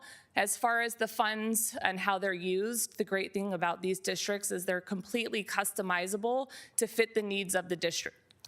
So while most of them use them for marketing and brand awareness, some use them for business improvement programs or community engagement. So I'm going to turn it over to Stuart. Thank you. Thank you, Supervisors, for hearing us out today. I'm Stuart Spencer. I'm the Executive Director for the Lodi Wine Grape Commission. The Lodi Wine Grape Commission was formed in 1991, and it is funded through an assessment on the gross value of the wine grape crop in the Lodi region. And so we have about 700 growers that pay into it on an annual basis that has created the funds for us to do much of what you've seen over the last 34 years in terms of marketing and community development within the Lodi wine growing region. My family also owns St. Amant Winery in Lodi, which is one of the small family wineries that is part of this effort.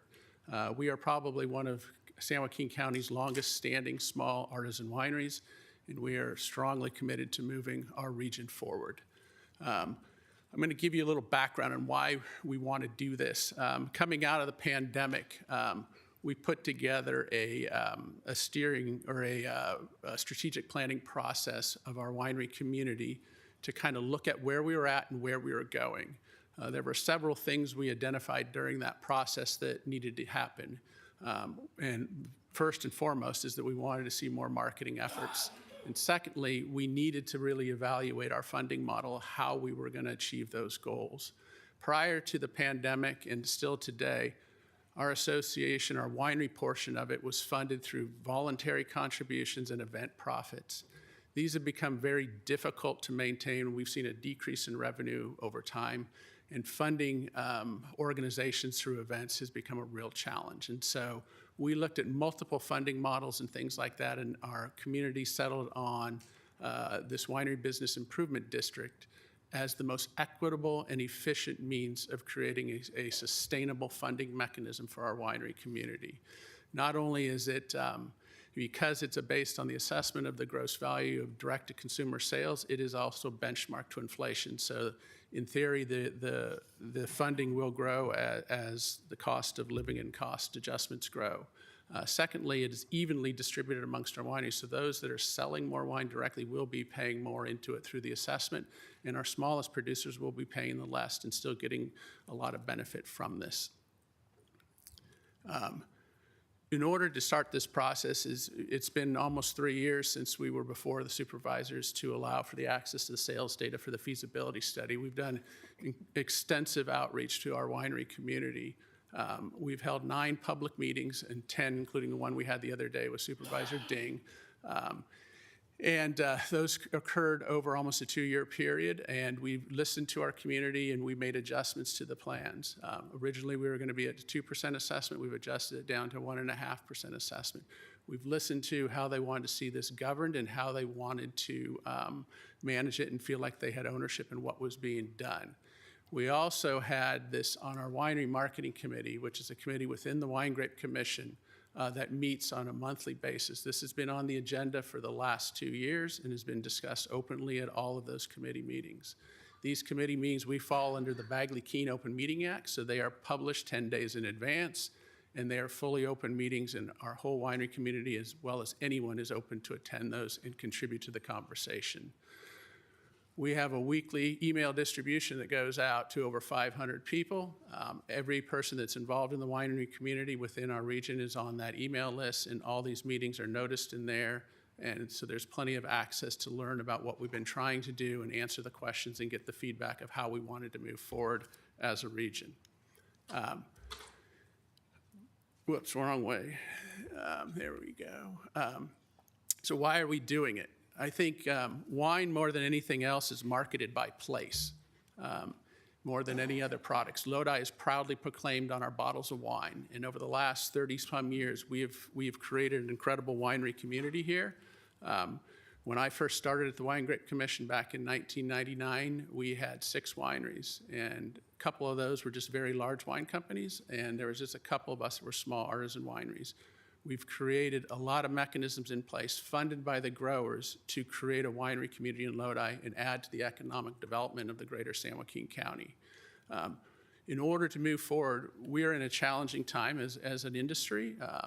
We've seen declining sales over the last 3 years, and moving forward, it is about market share, and we need to get attention from wine drinkers as others. We are competing not only with other regions across California, but we are competing with a flood of cheap imports, and we are competing with other alcoholic products, and we are competing with other entertainment venues. And so we need a voice for our community.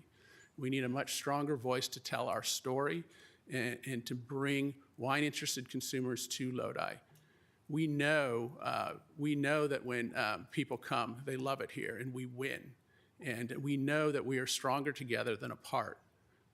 We know that when more people are coming to Lodi, we are all benefiting from it. And we know when less people are coming to it, we know that we're all struggling.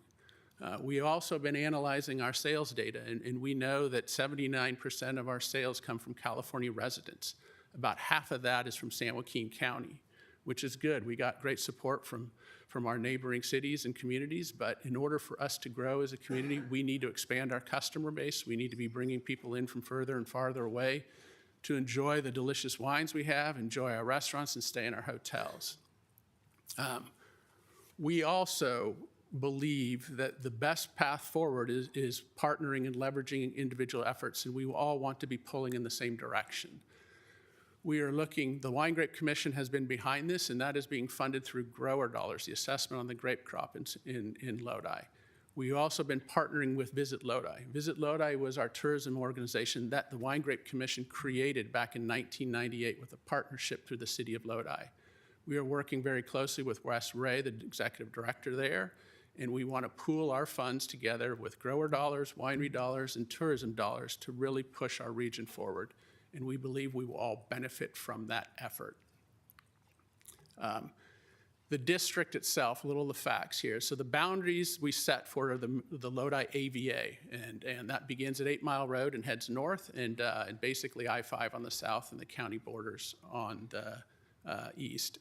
And that is how we market our region, by putting Lodi on a bottle of wine. Our assessment rate is set at 1.5%, and this is on top of the sale of bottled wines. We estimate that it would bring in about $630,000 with our current sales numbers. We're going to be doing marketing and brand awareness, some business improvement and community development within our community, and it'll give us a voice to do advocacy if that is necessary. It is a 5-year term, and if our community doesn't like it in 5 years, they can end it. The initial vote is established on a weighted vote on assessment dollars, but the renewal is one winery, one vote. So if we are not achieving what we set out to do and they are not happy, they can end it quickly. And the governance, we are putting together a new 501c6 winery trade association that will be ran and by winery owners or their representatives. So they will have direct control over how those funds are being spent to implement the activities and make sure it is achieving its goals. That'll be a 9-member board with elections every year to put new members on there. Did you want to cover this or you want me to just do it? Yeah. So the roadmap to formation is winery and local government outreach, which we've been doing. That determine the district parameters and draft a service plan. The district plan, our management district plan, has been prepared and has gone through a review process at the county. And then we moved into the petition drive last December, collecting signatures and petitions of support from our winery community. And now we are here at the Board of Supervisors for the hearing and the follow-up hearings to move us forward. So jurisdiction responsibilities. Do you want to cover this? Yeah. This is more legal stuff. So San Joaquin County would be the lead jurisdiction on the formation. So obviously we are coming to you guys for the formation. So there are 3 meetings to form the district. This would be the resolution of intention, and then there's 2 public hearings. So those all would occur here at the county. As far as what happens if formed, there is an oversight process in that the nonprofit would come to you on an annual basis to present and approve an annual report. And then you would have a contract with the nonprofit association to implement the program for that 5-year term. All the other cities and Sac County would also need to provide consent, not only to allow you to be the lead jurisdiction to form the district, but to also be in the boundaries of the district. So following the success of this meeting, we would then go to each of the other consent jurisdictions, so Sac County, Elk Grove, Galt, and Lodi, to get their consent. We would need to do that prior to the final hearing with you guys on October 7th. And then, yeah, so that would be each of your responsibilities and then the consenting jurisdictions. As Stuart mentioned, we received petitions from 35 wineries, which represent nearly 70% of the assessment budget. So the petitions are weighted based on how much a winery would pay in assessments. So those 35 wineries represent about 70% of that $630,000 budget. And they are listed here. So this petition threshold allowed us to move forward with the proceedings today. So moving forward, again, we are asking for a resolution of intention today to allow us to move forward in the process. So following this resolution, a notice would go out to all affected wineries, letting them know of the 2 upcoming public hearings on September 23rd and October 7th. At the September 23rd meeting, there is no action by the board. It's just to allow for public testimony. And then the October 7th, again, allowing for public testimony, and assuming that there is no majority protest by the wineries, then you would be able to adopt the final resolution forming the district. And that's it. We're here to answer any questions. I have one. What pays for the wine commission now? So you guys have an organization that currently does that, right? So the Lodi Wine Grape Commission is a commission under the California Department of Food and Agriculture. And so it allows for an assessment on the gross value of the wine grape crop. And that is voted in every 5 years, much like this too, where the growers say to do it. So that brings in the majority of our funding. About 25 years ago, we created kind of a winery association under the umbrella of us that is funded through kind of voluntary contributions. That brought in about $72,000 last year, and then we have the profits from some of our events, which is like our Lodi Wine and Chocolate event we do too.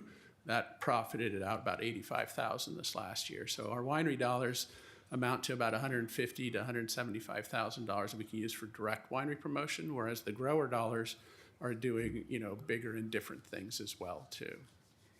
And that's all ran. So what's the cost of running those? So it's combined. So I mean, you have to have human beings. That's my next question. Yeah, so it gets pretty complicated because we also have a 501c3 educational foundation that operates the Wine and Visitor Center at Wine and Roses too. So our total budget this year was a little over $2 million that gets funds from doing that. We have a staff of 7 full-time people, and we have about 6 part-timers that work in our visitor center operation as well. And you need another $600,000? That's what the other part of this piece of the puzzle too is you see what's going on in the grape crop right now. Our budget dropped $450,000 this last year from what it was the year before, and it's down over $800,000 from what it was a few years ago. So we are really getting pinched by the state of the whole agricultural economy and the state of the wine grape industry, and this will help us keep telling our story and moving us forward. And it also allows for the winery community to contribute to that effort because they've benefited in great extent to the funding and support of the growers to create a winery community here.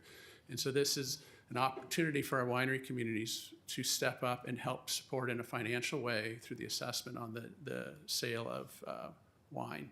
Because, this for me, it's obviously a hardship on the business people already. So with the downturn and the growing, and then when you do this, you're going after not only their sales, but other events that they're throwing, you're getting 1.5% of whatever So event. that is on top of it, is paid by the consumer in most of these districts. So it's like a hotel tax. When you check in, you have your flat room rate, and then you have the assessment on top of it. Yeah, we just had a T-bid presentation last board so meeting, it functions almost very similar to that. And so the experience in these other districts is that it's not impacting behavior. I think when you look at a 1.5% change in the cost of something, it's not going to change someone's behavior and how they perform. If it was a 15% cost, it's going to change their behavior.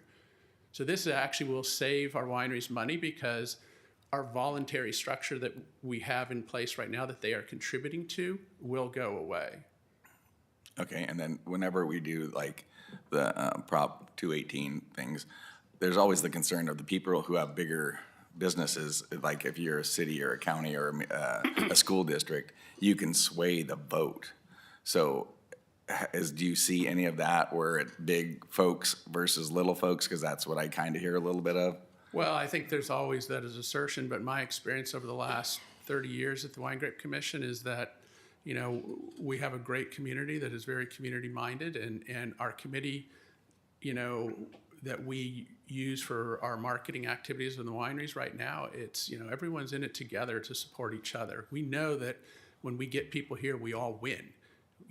we are directing customers to each other and all the time. And I honestly believe that the smaller wineries will benefit much more from this than the large companies that are going to be putting in a lot more of it. So, and keep in mind, our largest winery is Michael David, and they are not a large winery. When you look at, the top 5 wine companies, E&J Gallo, Constellation, the wine group, they control about 70% of the U.S. wine market, and they are keeping their foot on the price of grapes in Lodi.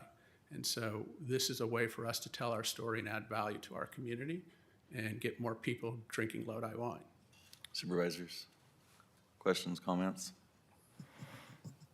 Yes. You have the, Did you wanna he's the wine grape guru, so that's why I represent the city of Stockton, and we don't have it. So I will yield the floor to Supervisor. Supervisor, you leaned forward first. Did you want to go ahead? No, Okay. Supervisor Ding, you have the floor. Thank you. First off, I want to thank you, Stuart. I also want to point out to the board, you've heard me talk about, the New Zealand juice that's coming into Lodi, that quite frankly, they can use, some of the bigger guys can use cheaper than what our local guys can produce. When I went back to Washington, D.C. to lobby against those reachbacks, I stole all the information from Stuart. So he did all the research, and my hat's off to you on that, and we're still working on it. Thank you. As far as this issue is concerned, I also agree 100% with Stuart's synopsis here. I mean, we can't fight as an industry over one market. I always tell, well, I probably shouldn't tell you exactly what I tell my kids about but anyway, you got to get outside that Lodi region and the market. I want tourists from Italy. I want them from Japan. I want people from all over. And some of the arguments I've heard that, well, if you put a 1.5% tax, these, Sally Sauvin Blanc and, whoever else, they're not going to buy the wine and they're going to leave over the 40-cent, that's ridiculous. I think that the hotel tax right now is 6 to 10%, and San Joaquin County, it's a tourism tax. It's standard. I mean, nobody says, well, what are you using our money for? The large growers have been paying the load on everything for a long time. And quite frankly, I think the smaller wineries are the hugest beneficiaries of this because they're all fighting over the same dollar. But then I run into my ethical and moral dilemma, and I have two. And I won't give you my half-hour speech on the Australian ballot today. But as you know from my history back in the 1800s, I have a real problem with weighted ballots and large property owners having a bigger say. I understand here because they're paying the load, and why in God's name the smaller wineries aren't saying thank you is just beside myself on that. I also got a letter from somebody on your list that's one of the largest grape wineries in the area that sent me a letter in opposition this morning. So I'm a little concerned about the list. Karen, you said something that really cements it to me, and that is all the wineries have to be on board for this to work, and they're not.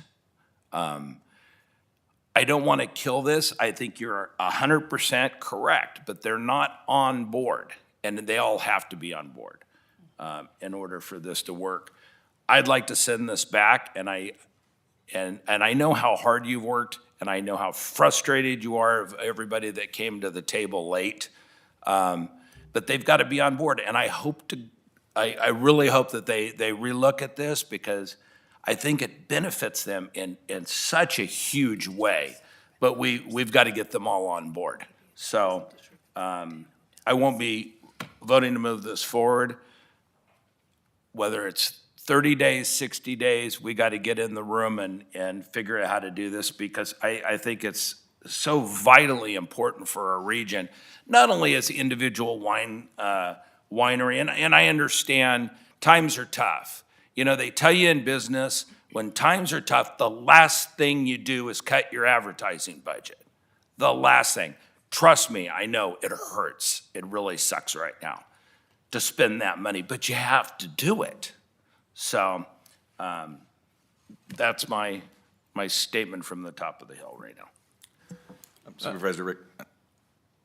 Just to address that, two things. First, you're never going to get 100% on something like this. Our Wine Grape Commission is formed in much the exact same way, and we come up for a re-election every year, and we never have 100% support on it. There are some people that no matter what we say, do, or offer are not going to come on board. They just don't like the concept. They're entitled to that, but they're going to benefit from it either way.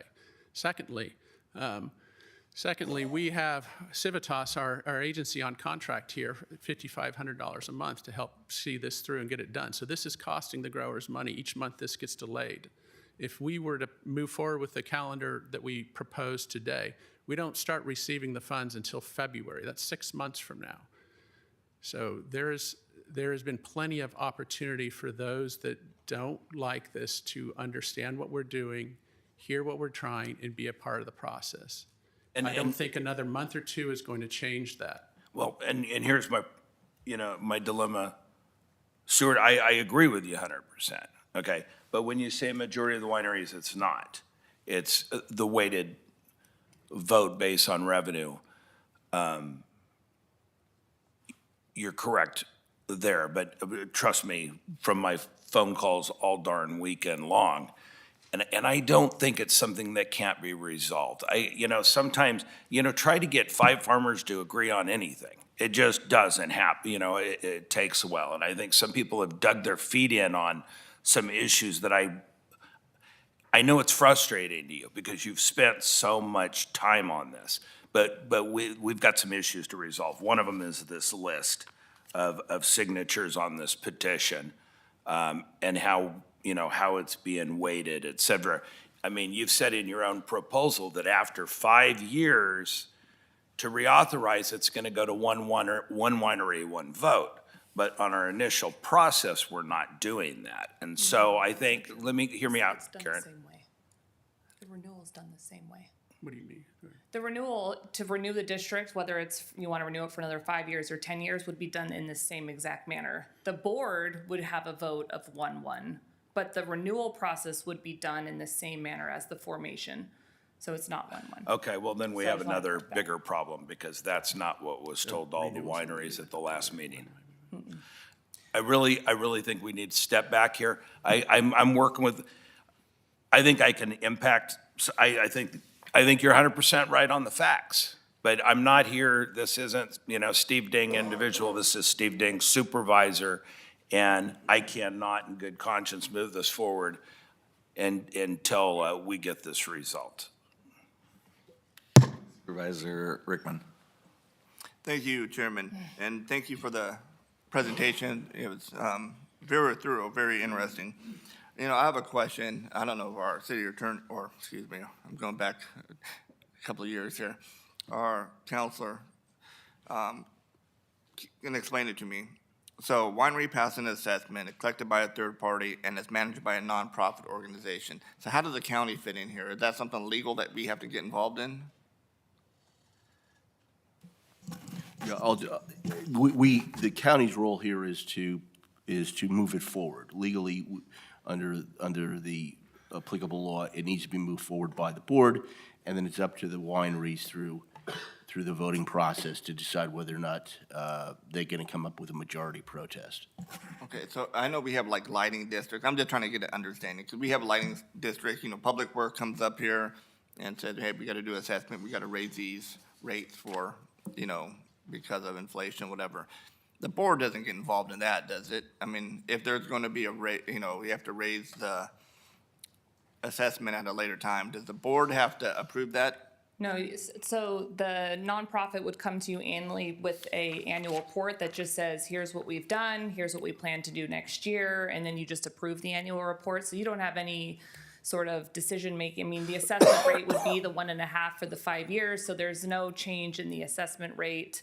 The budget the management district plan lays out how the funds are to be spent, so there's no decision making as far as how the funds are spent by the board. It's just accepting the annual report that you would be contracted with that nonprofit to implement the programs, and then obviously you would form the district by resolution. So we don't have any say in the amount assessed?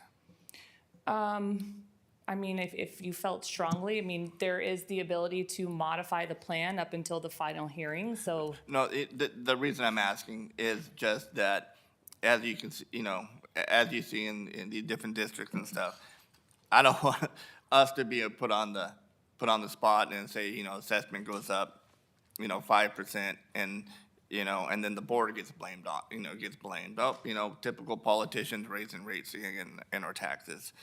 Is that? I mean, will we be put in that position? Through the chair, I think my understanding is it's a 1.5%, and that's set for 5 years. Right. Okay. All right. Well, hey, I mean, Lodi's, your wine industry over there is beautiful. It's world renowned. In fact, my wife was just at Wine and Roses yesterday, I believe it was. And you guys are doing a great job. However, when it is in somebody else's district, I mean, at least for me, I mean, I look to that person as the expert. I mean, I like to step on, other supervisors' toes. So, I mean, I'll just, since you live, you have a restaurant there, you're out there all the time, what's going on out there a lot better than I do. So, and, the residents elected you to represent them. So, with that being said, I'm gonna wait till see what Supervisor Ding would like to do. I'm a little more upset that you don't know that Wine and Roses isn't a winery, it's a restaurant. Your wife wasn't. I know that, but it has wine in it. She wasn't over at my place. They serve wine, so it all comes together. Supervisor Gardia. I'm just kind of surprised the Rickman family was actually outside of Tracy and Lodi. That's what surprised me the most. But, We pass the bridge once in a while. There's got to be something I'll say about that. But my only question is, how many different organizations you guys have representing marketing for the Lodi growers or Lodi winemakers right currently? So right now, there's one organization, the Lodi Wine Grape Commission. We kind of have a winery marketing committee under the umbrella of that. You could also argue that Visit Lodi markets the region too, which was an entity we created in 1998 and is now funded through a hotel tax. Yeah, and the reason why I bring that up, because some of the concerns I have, this across the board with nonprofits, is a lot of duplication of effort.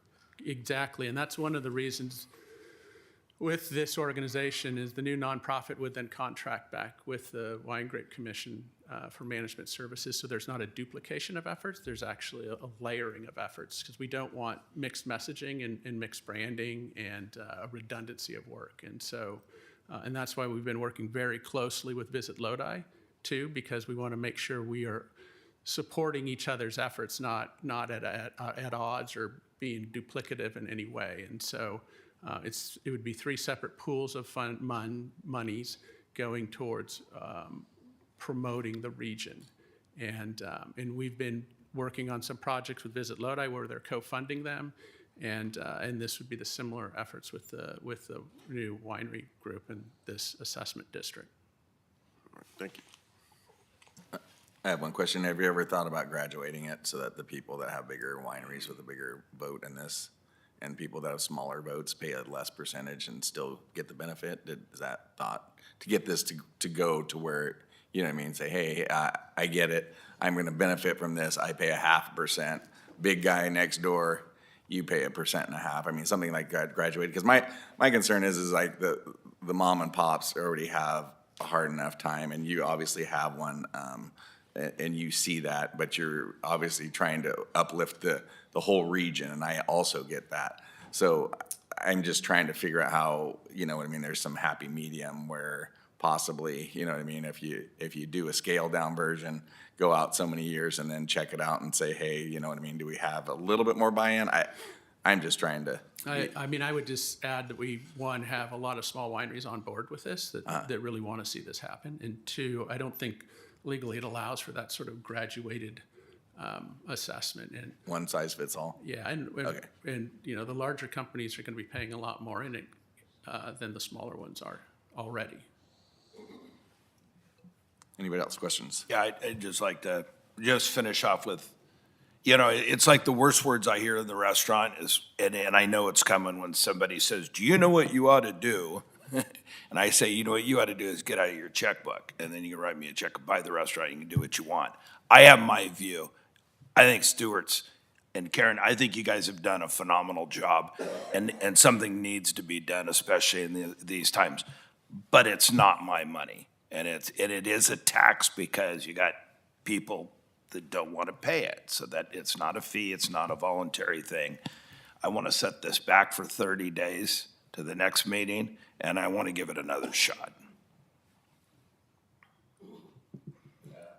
This time, we need to open it up for anybody from the public wishing to speak. And if attorney talks too long, then I'll change my mind.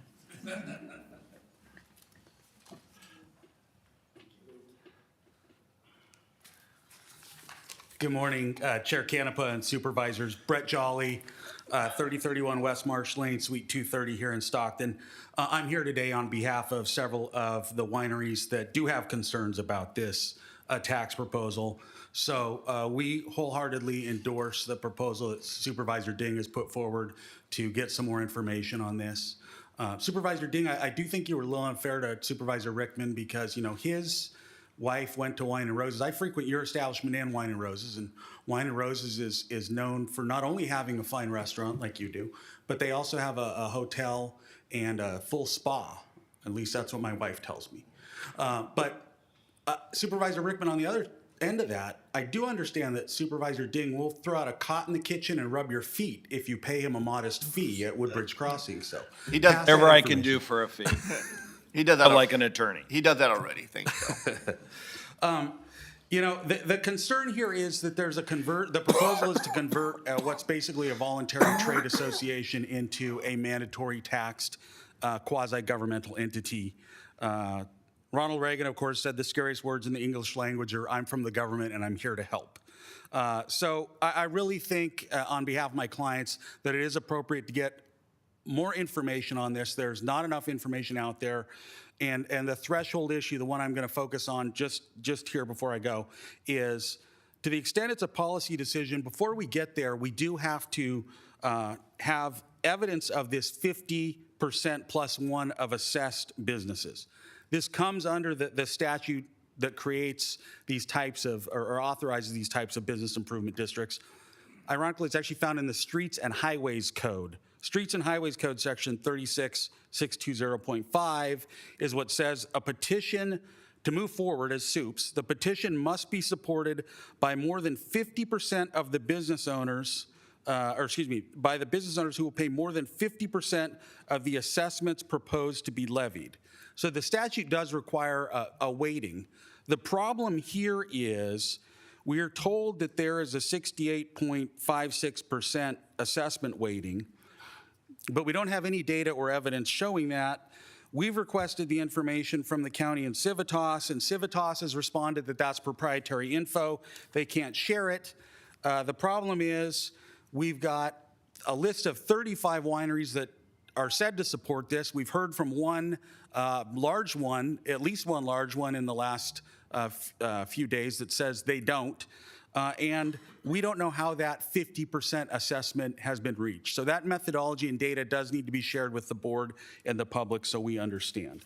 So with that, I won't go on any further, just to again say we support what Supervisor Ding has put out there as the proposal to continue this to get more information and see if we can find some more consensus. So thank you. Thank you. Anybody else from the public wishing to speak? Please come forward and state your name.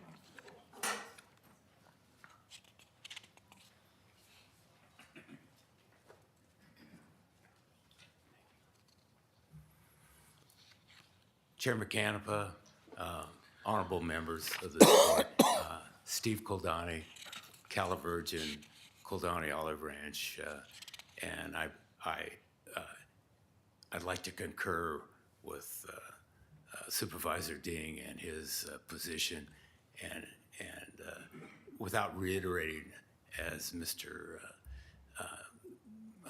Jolly has so eloquently done, I'd like to just make one point.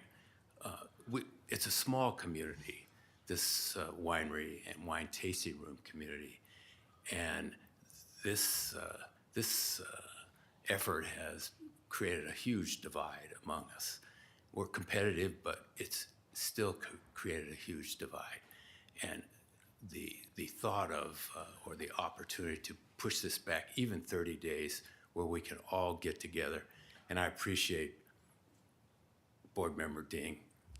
He's made an effort to bring us together. We had a good meeting, I think a lot of discussion on Friday, and I think if we can stay on track to do that, it would be good for us to come together and perhaps to some unified feeling where everybody would support it.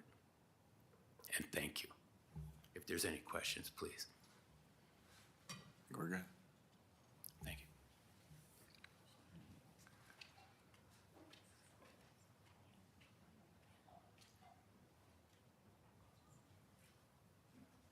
Thank you, Supervisor Ding and Board. I'm really disappointed, actually, personally. I'm a generational family here, 5th generation, and now in our 1st generation of winemaking, which we jumped into to really sustain the family farm for longer. I'm also on the marketing committee that is the committee that sits under the commission that helps with the marketing efforts. I've been on it since it was established, and to concur, this has been on the agenda from the inception of the discussion, and it is always very open, and we're open to anybody's opinions, and unfortunately, we have not had a lot of participation for it to feel like now people don't have information, so that's very disappointing to me. I feel like Lodi is really at a crossroads. I think we have what the consumer is looking for, and you're hearing a lot about the market, right? We are an authentic, approachable experience, and we can have a much greater impact economically on the whole region as a whole, not just the winery industry, but the trickle down to all the supporting businesses. And so I'm hopeful, I guess, in 30 days that we get some resolution, but I'm not that optimistic. So, thank you. Thank you. Thank you for all your work. I know you have worked hard, and it will pay off. Anybody else from the public? Please come forward and state your name. Hi, thank you guys for listening to us today. My name is Rupi. I'm from Viaggio, and I did see my name on that list up there. I've learned more about the BID today with Stuart than when he came and got me to sign that petition, and I want to take my vote back because I'm opposed to this. I mean, I knew nothing about this BID, but here I see my name on a list, and like Mr. Ding said, let's talk about it. We need more time. We need current numbers, not from 3 years back. As far as marketing and everything, I think we do a better job marketing on our own through social media, all the platforms. I have people that come in and say, hey, we never knew you guys existed here. I mean, I don't see any billboards on I-5 or 99 about, hey, Lodi wine. I honestly don't see marketing. And as far as them saying that we're going to market, I mean, how are we going to, I guess that's a good thing that we're going to go ahead and talk about it, because I really am very confused on where the marketing money is going for all this.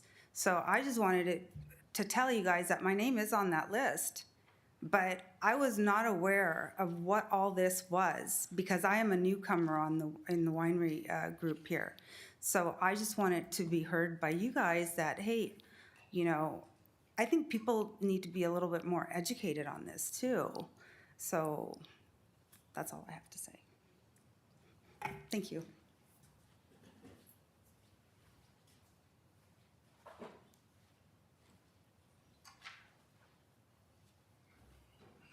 My name is Ted Woodruff.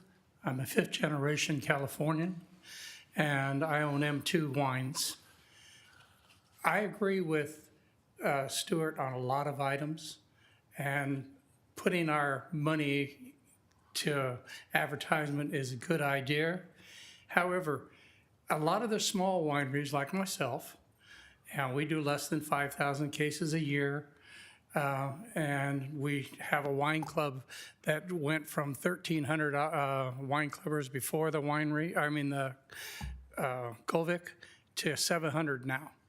And we're down roughly about 15 to 20% of what we were making before the thing. A lot of the wineries that do, like, excuse me, they do a lot of the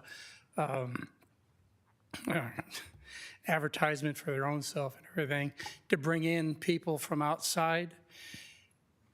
I can understand paying for the wine that we sell, but those who sell food, those who sell entertainment, that should not be part of their income. And that's what a lot of it is. You know, whatever we make, you have to pay 1.5%.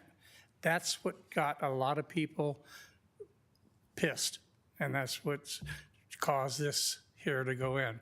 So, like Steve says, we're for it, but against it. Because when you get into people's pocketbooks, they're not going to be saying, okay, I want to give you more. So, and that's all I got to say. Thank you. Thank you.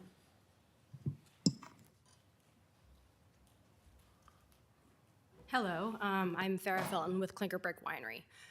So with this, I get everybody's down, and I will say Clinker Brick's down 10% this year. DTC, nationally, internationally, everything that's going on, we're in full support of this. We need this as an industry. We need this as a community. There's not enough marketing dollars right now for us the way we're going. And how are we going to get that? We're going to need to bring it some way. With the 1.5%, that goes to the customer. It's not coming from the wineries. It's coming from the customer. We actually did a poll in our tasting room, and everybody that said that, they're like, we pay that in LA for a tax. We pay that in San Francisco. They had no issue. We've talked to wine club members. We've talked to other people that come in the taste room, and they didn't have an issue with that to support more people coming, eating at our restaurants, hotels, joining our wine clubs. So, you know, it's very frustrating to see that there are wineries that are saying they don't want this when, you know, everybody's down and trying to build their businesses back up, and the way to do it, advertising, Wine Enthusiast, Wine Spectator, getting bloggers here. Where are you gonna get that money? We have to get it somewhere, and that's where I think we'll get it from bid. So thank you. Anybody else wishing to speak? So if we did this 30-day thing, you think there would be a resolution somewhere? 'Cause I mean, I get, the thing that's kind of hard for me is not knowing the numbers. I mean, how you get the weighted, I know it's protected, I get it, but I mean, that's all we. Chair, she needs to speak into the microphone for the record. Can you please Thank step forward, please? We entered into an agreement with the county to get that data. We have it, it's your guys' third-party HDL. The county has Okay, the authority to have, so you guys can have that. It's not shareable, it is sales tax data, so it is protected because it is proprietary information from the public based on the sales and use tax code and divulging of information. So it cannot be shared to the public, but it is up to the county to determine that you've met the threshold because you have the data and you can show that it's over 50%. But the county, you guys can have that data. Okay. Yeah, I'd like to make a motion that we move Public this to- speaking's done, so everyone. Yeah. Okay. Board is good, so we're gonna, Supervisor Ding would like to make a motion. Yeah, I'd like to make a motion that we move this agenda item to the. Do we have a second? I'll second. Supervisor Ding and a second from Supervisor Gardia. I didn't say 30 days because I was going to say next meeting, but I'm not sure if it's 2 meetings from now or 1 meeting. Yeah, through the chair, the next meeting's September 9th, which would be fewer than 30 days. And then September 23rd is the next meeting after that. So September 23rd. Okay. Correct. Wait a minute. What is today? August 12th. We do have. Okay. August 26th. is the Oh, next and one. I omitted the fact we have one on August 26th, which is obviously much less than 30 days. Okay. So the 9th would be closer to 30 days, right? Is that what you're saying? 9th would be 27, 28. So you can go 27 days or longer than 30 days. No, I don't want a date to be determined. I want this cemented. Let's, September 9th or? September 9th.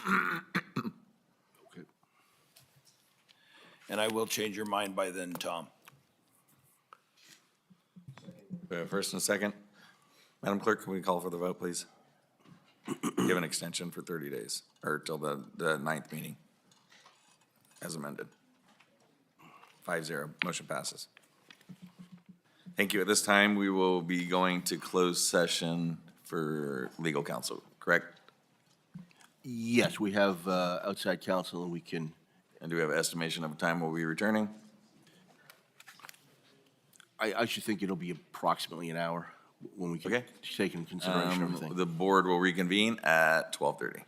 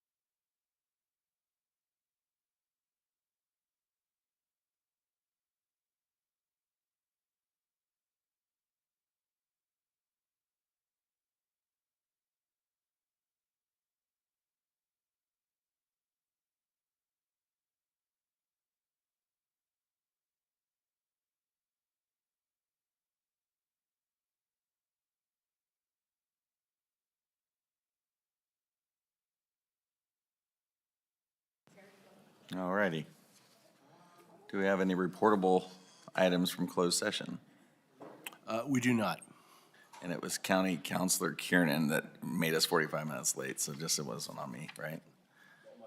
That's all your fault. Thank you. So at this time, we'll move on to Clerk of the Board. Adopt guidelines for ceremonial proclamations, commendations, and recognitions, and provide implementation clarification. Thank you, Chair. I just have a quick 4-hour presentation that I'll get through quickly here. I know everybody's excited to move on. Just kidding. I'll try to make this brief. So I am bringing this back as a discussion item because I am seeking some clarification on the direction that was given on June 5th. And I just want to provide a little historical context to the proclamations and what I'm requesting. So prior to 2022, proclamations and recognitions were administered informally by the Clerk of the Board's office as a courtesy service on behalf of the Board. Proclamations were requested by members of the public and community organizations through the clerk's office. The clerk would evaluate those requests and then work with the board chair to put them on the agenda. Additionally, we provided certificates of recognitions on behalf of individual board offices outside of regular board meetings, and those would be distributed within that board member's respective district boundaries. Board members were prohibited from distributing certificates outside of their district without the permission of that elected representative in that district. So those informal guidelines and best practices were challenged throughout 2021 by a former board member when the clerk's office would not prepare certificates outside of that district member's boundaries. And we were requested at a public meeting to bring forward guidelines to be formally adopted by the Board of Supervisors, which we did in 2022. And so those guidelines that were adopted February 2022, like I said, maintained the longstanding guidelines that had been used by staff administratively. It reinforced the restrictions on district recognitions, and then it also reversed direction by a former county administrator that allowed department proclamations to be presented during board meetings. So in 2023, the former board chair also implemented a themed district recognitions, which requested one district per month on a rotating basis, recognize an organization or individual within a specific theme that was selected by the board chair. In 2023, the theme was first responders. In 2024, it was nonprofits. And of course, this year, Chair Canepa has selected to recognize youth and organizations that assist youth. In 2019, we had 31 proclamations and recognitions come to the board for presentation. In 2023, that doubled to 61 proclamations. And in 2025, as of July, we had 45 proclamations and recognitions come to the board. So on June 5th, the board considered amendments to the 2022 policy that would limit board recognitions and proclamation requests to one per board member per board meeting, set a 5-minute time limit on presentations, and requires department proclamations and any additional board proclamations to be placed on consent. So what I'm seeking clarification on and what I've proposed today in the guidelines is that the routine proclamations, and those are the proclamations that come every year from outside organizations through the clerk's office, such as the grand jury appreciation, the child abuse prevention, stroke awareness, first responders, that those be excluded from the individual board member proclamation limits. And then also I would like to request that we exempt those themed recognitions that the board chair selects each year also be excluded. Those are brought once per month by each district. So that's my brief presentation today. I've amended the guidelines with those two suggestions in there. If the board, following your discussion, wants to go a different route or wants to possibly have those proclamations be sponsored by a board district, we can make those changes and implement it immediately. So thank you, Chair. One quick question towards that. I mean, so if there is something that was outside of the norm of the board, could it be brought the month before or something to get board approval? If there's, you know what I mean? If there's something out of the norm that we wanted to do, you know, a department presentation outside of it, can we check and make sure that it would be okay the time before? Because I mean, we've been doing the proclamations, right? And the 175th. So that's my one. No, those department presentations are not recognitions and presentations. Those are usually scheduled for the 1:30 afternoon. Oh, so the More as a 1:30. discussion item. Okay, so if they're on consent, but they would be able to come on the 1:30. So if a department wanted to come and do a presentation, that would be their time. The departments would normally, if the department has a presentation to the board, they're going to submit a discussion item on the agenda. That's separate. Okay. And the department proclamations, again, following board direction on June 5th, if they're proclaiming like a week or a month for their department, is on consent, and then board members can pull it from consent at the meeting and Okay, so acknowledge this them. doesn't hinder them to be able to do their pretation at 1:30 then, if that's. Oh, no, not at all. Okay. I don't Okay, perfect. believe so unless that's. That was the my law. concern. I just didn't know that. I didn't want, Ma'am, Mr. Yes, sir. Chairman? To me, the goal was, and I'll go back to that meeting where was it, Public Works had put together an incredible presentation that by the time they got to it, everybody was so wiped out with 11 recognitions, presentations. And then on top of that, then, was that the same one? Then we did the veterans deal in the afternoon, which if you're gonna do a veterans celebration, there shouldn't have been any of the resolutions. It was just overwhelming and too much to where the board is not focusing on. Yeah, I think there was Priorities. 2 meetings in a row where there was like 9 There's just or one 10. after another. So I don't care, when you talk about exclusions or there just has to be parameters to where when our departments are putting together presentations, that should be the priority. And then everything else should fit around it. So that was the thing. If you're gonna do like the Veterans Celebration, which obviously extremely important, maybe we don't recognize 7, it's National Left-Handed Day and National, Doorknob Day. And I mean, just, there were just things that could have went on consent.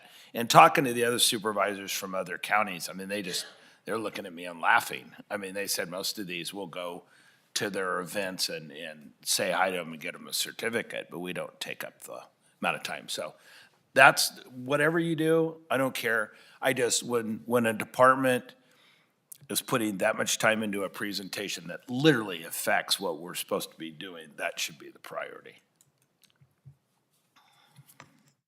Vice Chair Dollywell. I do agree with Supervisor Ding. Rochelle, moving forward, how do we avoid putting 9, 10 in one meeting? Well, for the recognitions, I think that's already been solved by the limit that the board adopted on June 5th, which is 1 per board member. My recommendation to exclude the annual proclamations, that would only add about 10 to 15 proclamations a year, so maybe 1 additional proclamation. So I don't think it would have a significant impact on the number. We also had, I want to say, probably 10 discussion items on the same agenda. And I think, through the county administrator's office, county council, and the clerk's office, taking a look at how many discussion items there are in addition to all of the other items can certainly always be done. This is just focused on recognitions, which I think the board has already resolved. Limiting the number of individual board offices bringing forward proclamations or recognitions, limiting the time that each proclamation takes to just 5 minutes. So that portion of the agenda, I think, has been resolved through the action that the board's taken. The annuals can be spread through 12 months depending on the workload? Well, they typically are. I mean, they're national months or weeks during specific times. We also had a shorter number of meetings. So we only had 1 meeting in May, where generally we would have 2. So we can also take a look at that when we're creating the calendars to make sure that it's spread out. But the proclamations, the annual ones, the ones that we do every year, are pretty spread out throughout the year, I would say. Thank you. Mm-hmm. Supervisor Rickman. Thank you. And I think one of the reasons that we put, 1 presentation per board member per meeting, and I can't recall when each one of us did a proclamation or a presentation at the same time. So, I mean, should we have a limit, on how many presentations?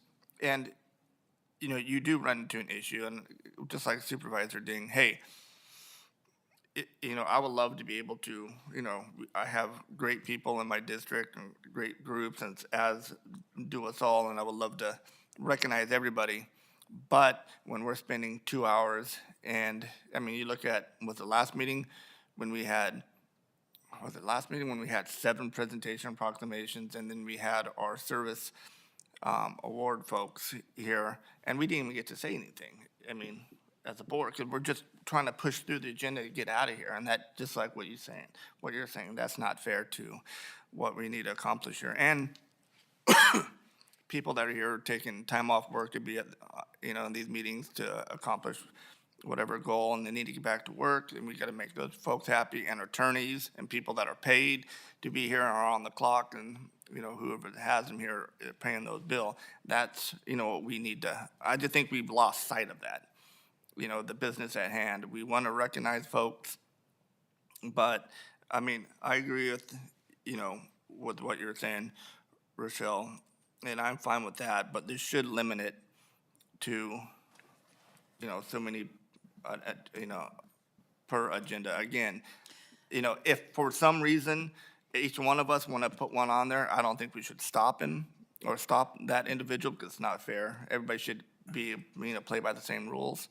But I just don't think I've ever seen it. And you're the chair, or I shouldn't say you, I don't want to call you out, but as the chair, whoever the chair may be, if we are getting, each one of us puts one in, hey, go talk to that supervisor, hey, do you mind pushing this? We have 2 meetings a month, push this off to the next meeting, something like that, so we can get business done. Yeah, and I think that can be handled administratively. I don't think it needs to be that kind of detail in the guidelines. I think it's very clear that we want to not restrict, but be mindful of the time and manage the time, and especially with the recognitions, and take into consideration everything that's on the agenda. If it's a very light agenda and 5 board members want proclamations on there, have at it. If it's a big meeting, and we do that frequently, we'll talk to departments or talk to board members about the size of the meeting or how much is coming on, and we can manage that. And I think this direction is sufficient. I just don't want to see the community organizations have to fight board members, or board members fighting each other for who's going to put that proclamation on, so that those annual ones can just come on regularly. If it was going to be an impact, or it was going to be a large agenda, we will definitely take that into consideration and not look to have more than 5 proclamations or recognitions on an agenda. Because like you said, all 5 board members don't typically have a recognition on at the same meeting.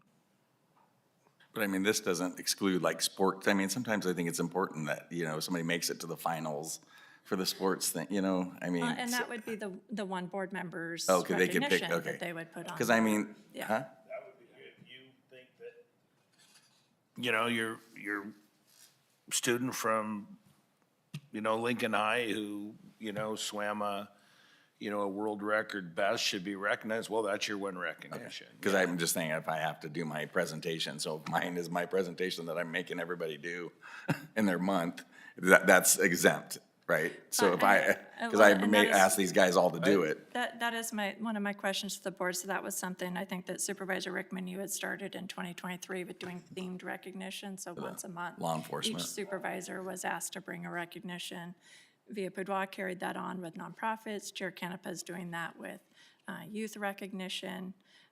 So if, for example, you were the next district up to do one of the chair's themed recognitions, but you also had a proclamation that you wanted to do, I think it would only be fair that that be excluded, so that you could do the proclamation that you want to do, and then also the chair's recognition of the youth from your district.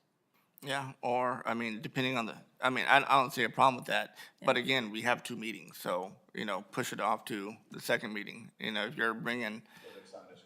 Right. Yeah, we'll be flexible. Supervisor. But at the same time, I don't want to see, if it's a theme, like,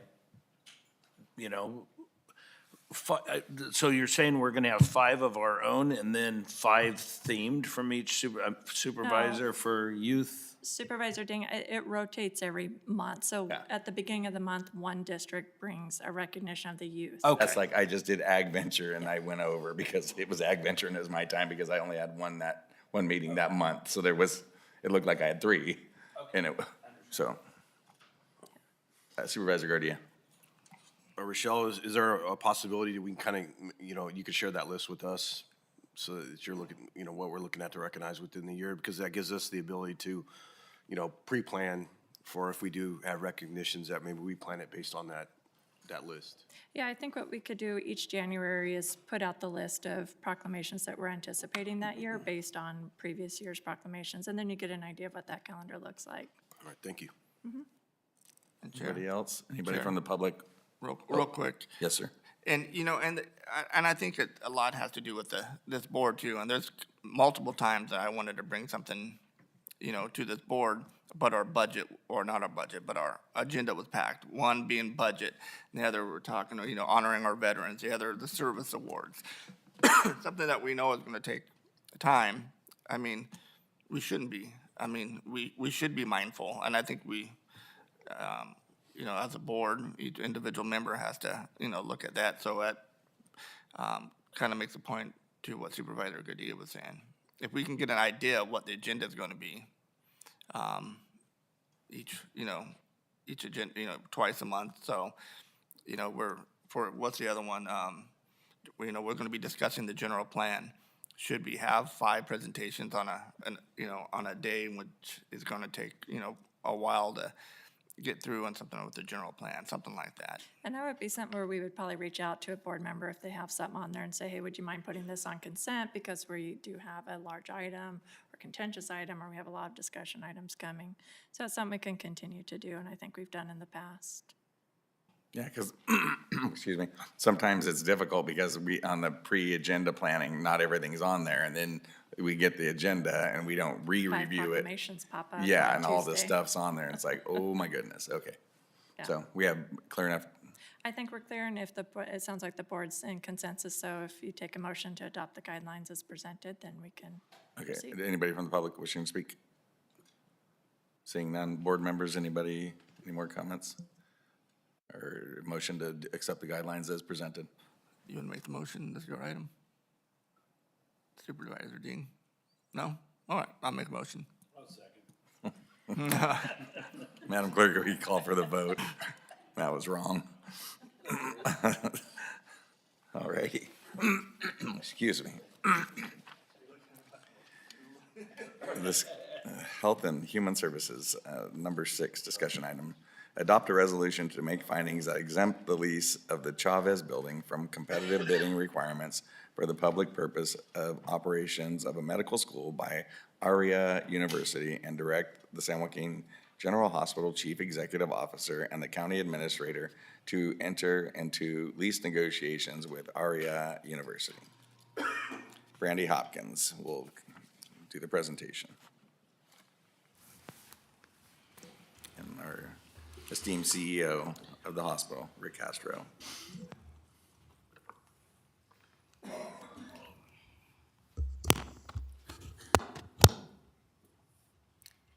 Good afternoon, Chair, members of the board, CAO Regalo, County Council Kiernan.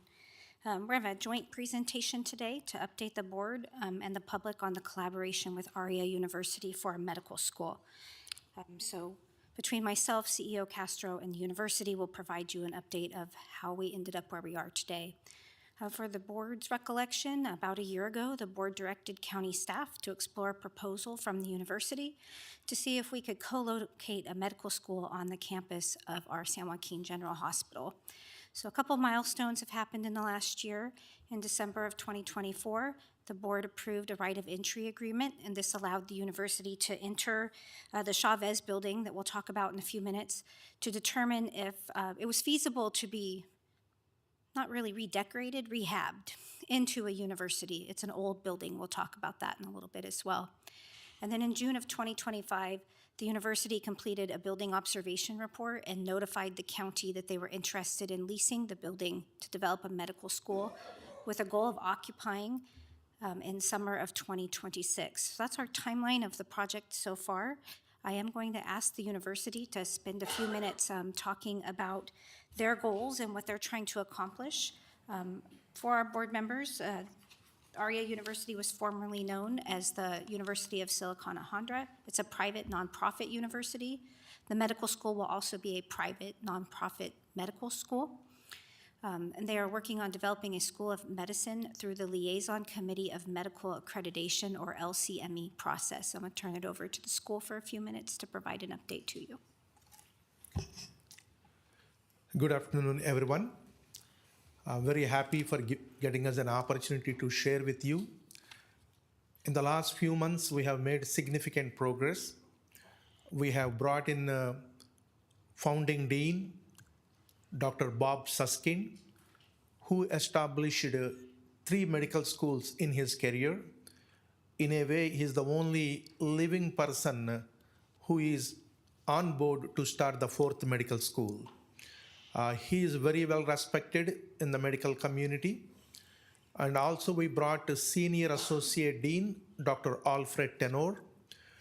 He also worked with Bob, and he relocated from Italy.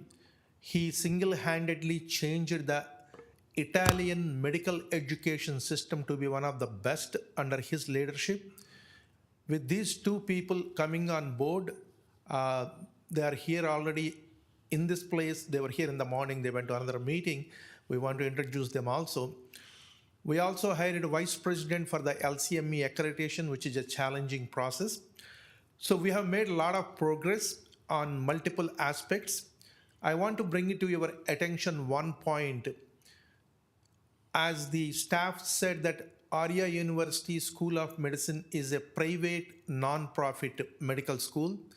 The last private non-profit medical school north of Los Angeles in the entire Northern California was started by Stanford in 1908. 118 years later, Arya University School of Medicine, as we nicely abbreviated AWESOME, we are planning to bring. And we are planning to kickstart that thing in the San Joaquin General Hospital. We have done a lot of groundwork. And we believe with your support, guidance, and help, we would like to have that building renovated in the next 12 months. We request your support for us to really move forward. I have my CEO, Raju, here. I would like him to say a few words. Thank you, and good afternoon, everyone. Raju Chamarthi, CEO of Arya University. So the medical schools, from the research reports, it says that, in the next 10 to 15 years, the economic impact in the county and the surrounding areas would be somewhere north of $1.5 billion to $2 billion. And this is a medically underserved area, and bringing a medical school here would immensely help the communities in and around San Joaquin County. So we are soliciting all your support, and we are working very hard to make this a possibility. Thank you. Thank you. CEO Castro? Good afternoon, Supervisor Canepa, members of the board, CAO Regala. Thank you always for the opportunity to speak to you in person. I've talked to you all individually about this at different times. What we've learned in San Joaquin Valley, in San Joaquin County, is if you look at the medical staff population overall, if you look at all of the licensed physicians here, you'll find that a lot of them came through the San Joaquin General Hospital residency program. And it allowed them to come here from different areas and learn to love Stockton, or learn to find reasons here to stay. So it is the biggest issue in retention. We, as you all know, we struggled from a nursing perspective, and at one point we were doing everything we can to hire any nurse that walked into our door, and we quickly realized that if they didn't have roots in San Joaquin Valley, that was going to be a temporary assignment. So kind of to package this up as best as we can, to add the medical school prior to the residency, and to give the opportunity of our local residents to be preference for those positions, really would add to the underserved physician input that we have right now. For me, the dream's just a little bit bigger. And I think from a county perspective, the great news there is French Camp. Number one, it maybe put us on the map a little more as just that place before Stockton. But number two, the real goal would be the other opportunities that come with a medical school, and that would be schools for nursing, schools for radiology, schools for paramedics. We have plenty of space to do so. I would envision at some point French Camp being a medical campus, especially with the wellness center going across the street, and to really encompass everything that we do. So it's exciting from a medical school perspective. These gentlemen approached me a while back. Just to be a part of what they were doing, and we said, no, we think you might want to take a look at where we are to see if this would be a great place to do it. Their persistence and the ability to bring in the people that they have.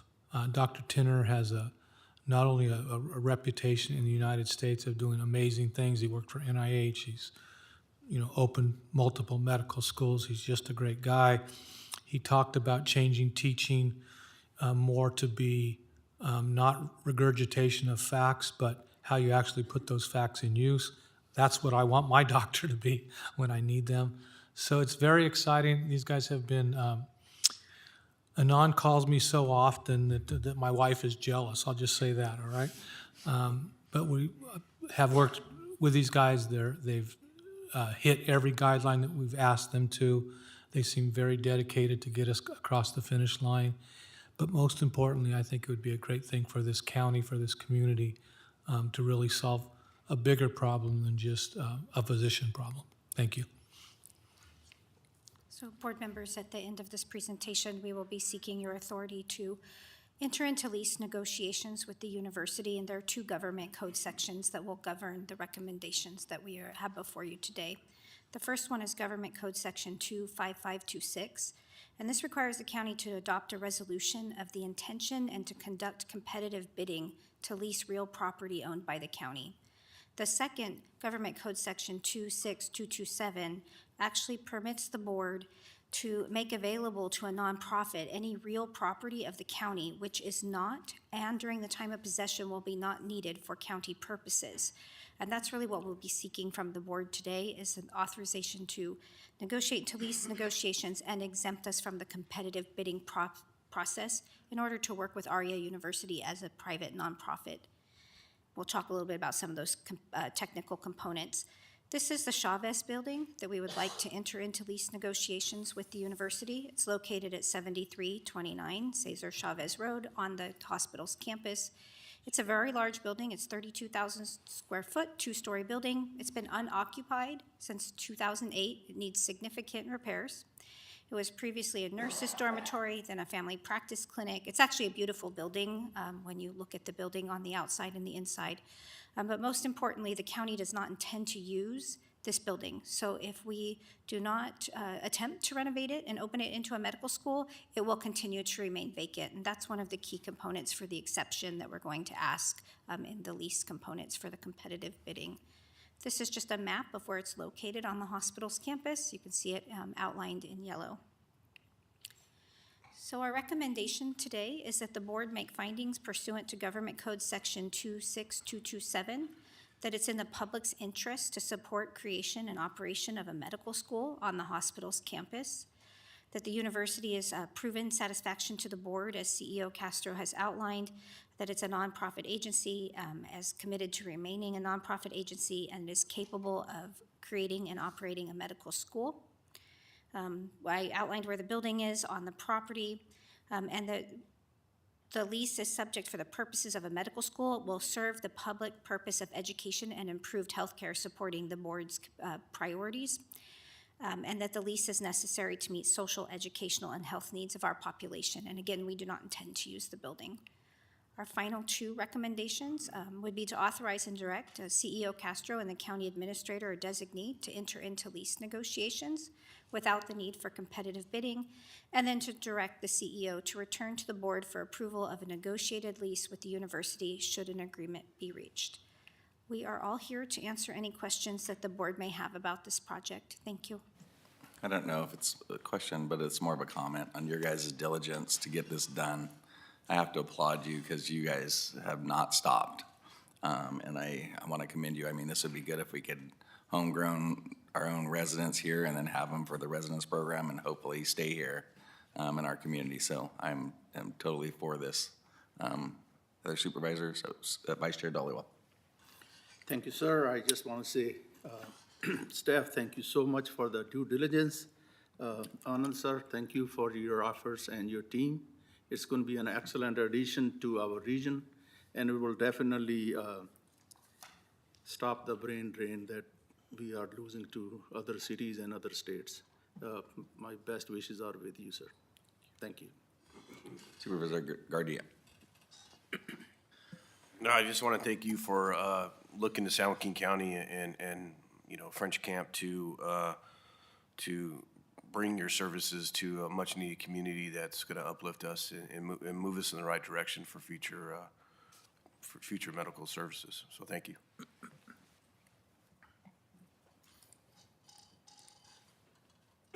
Is good? I know we discussed this in a meeting before, so it's, hey, keep up the great work. I mean, when we hired you, we knew you had a vision, and, we're seeing that, so thank you. And gentlemen, to you, thank you for thanking the San Joaquin County. We are one of the fastest growing counties in the state, and as we grow, medical care is always the primary concern as more of our population ages. So again, thank you very much. Have a great day, and God bless you. Yeah, I would just like to say, think big. I think one of the problems this community's had for a long time is they don't set the bar high enough. This is a project that can reshape the entire view of San Joaquin County. So good luck and thank you. All right. Thank you all. Thanks. This time I'll open it up for the public, if anyone from the public will wish to speak. Seeing none, I will call for a motion. Motion to approve. Second. Motion and second. Clerk of the board, can we have a vote, please?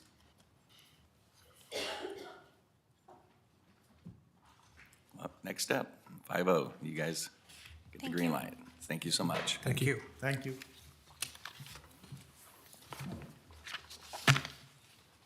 This time, Board of Supervisor comments and committee reports. Seeing none, move to adjourn.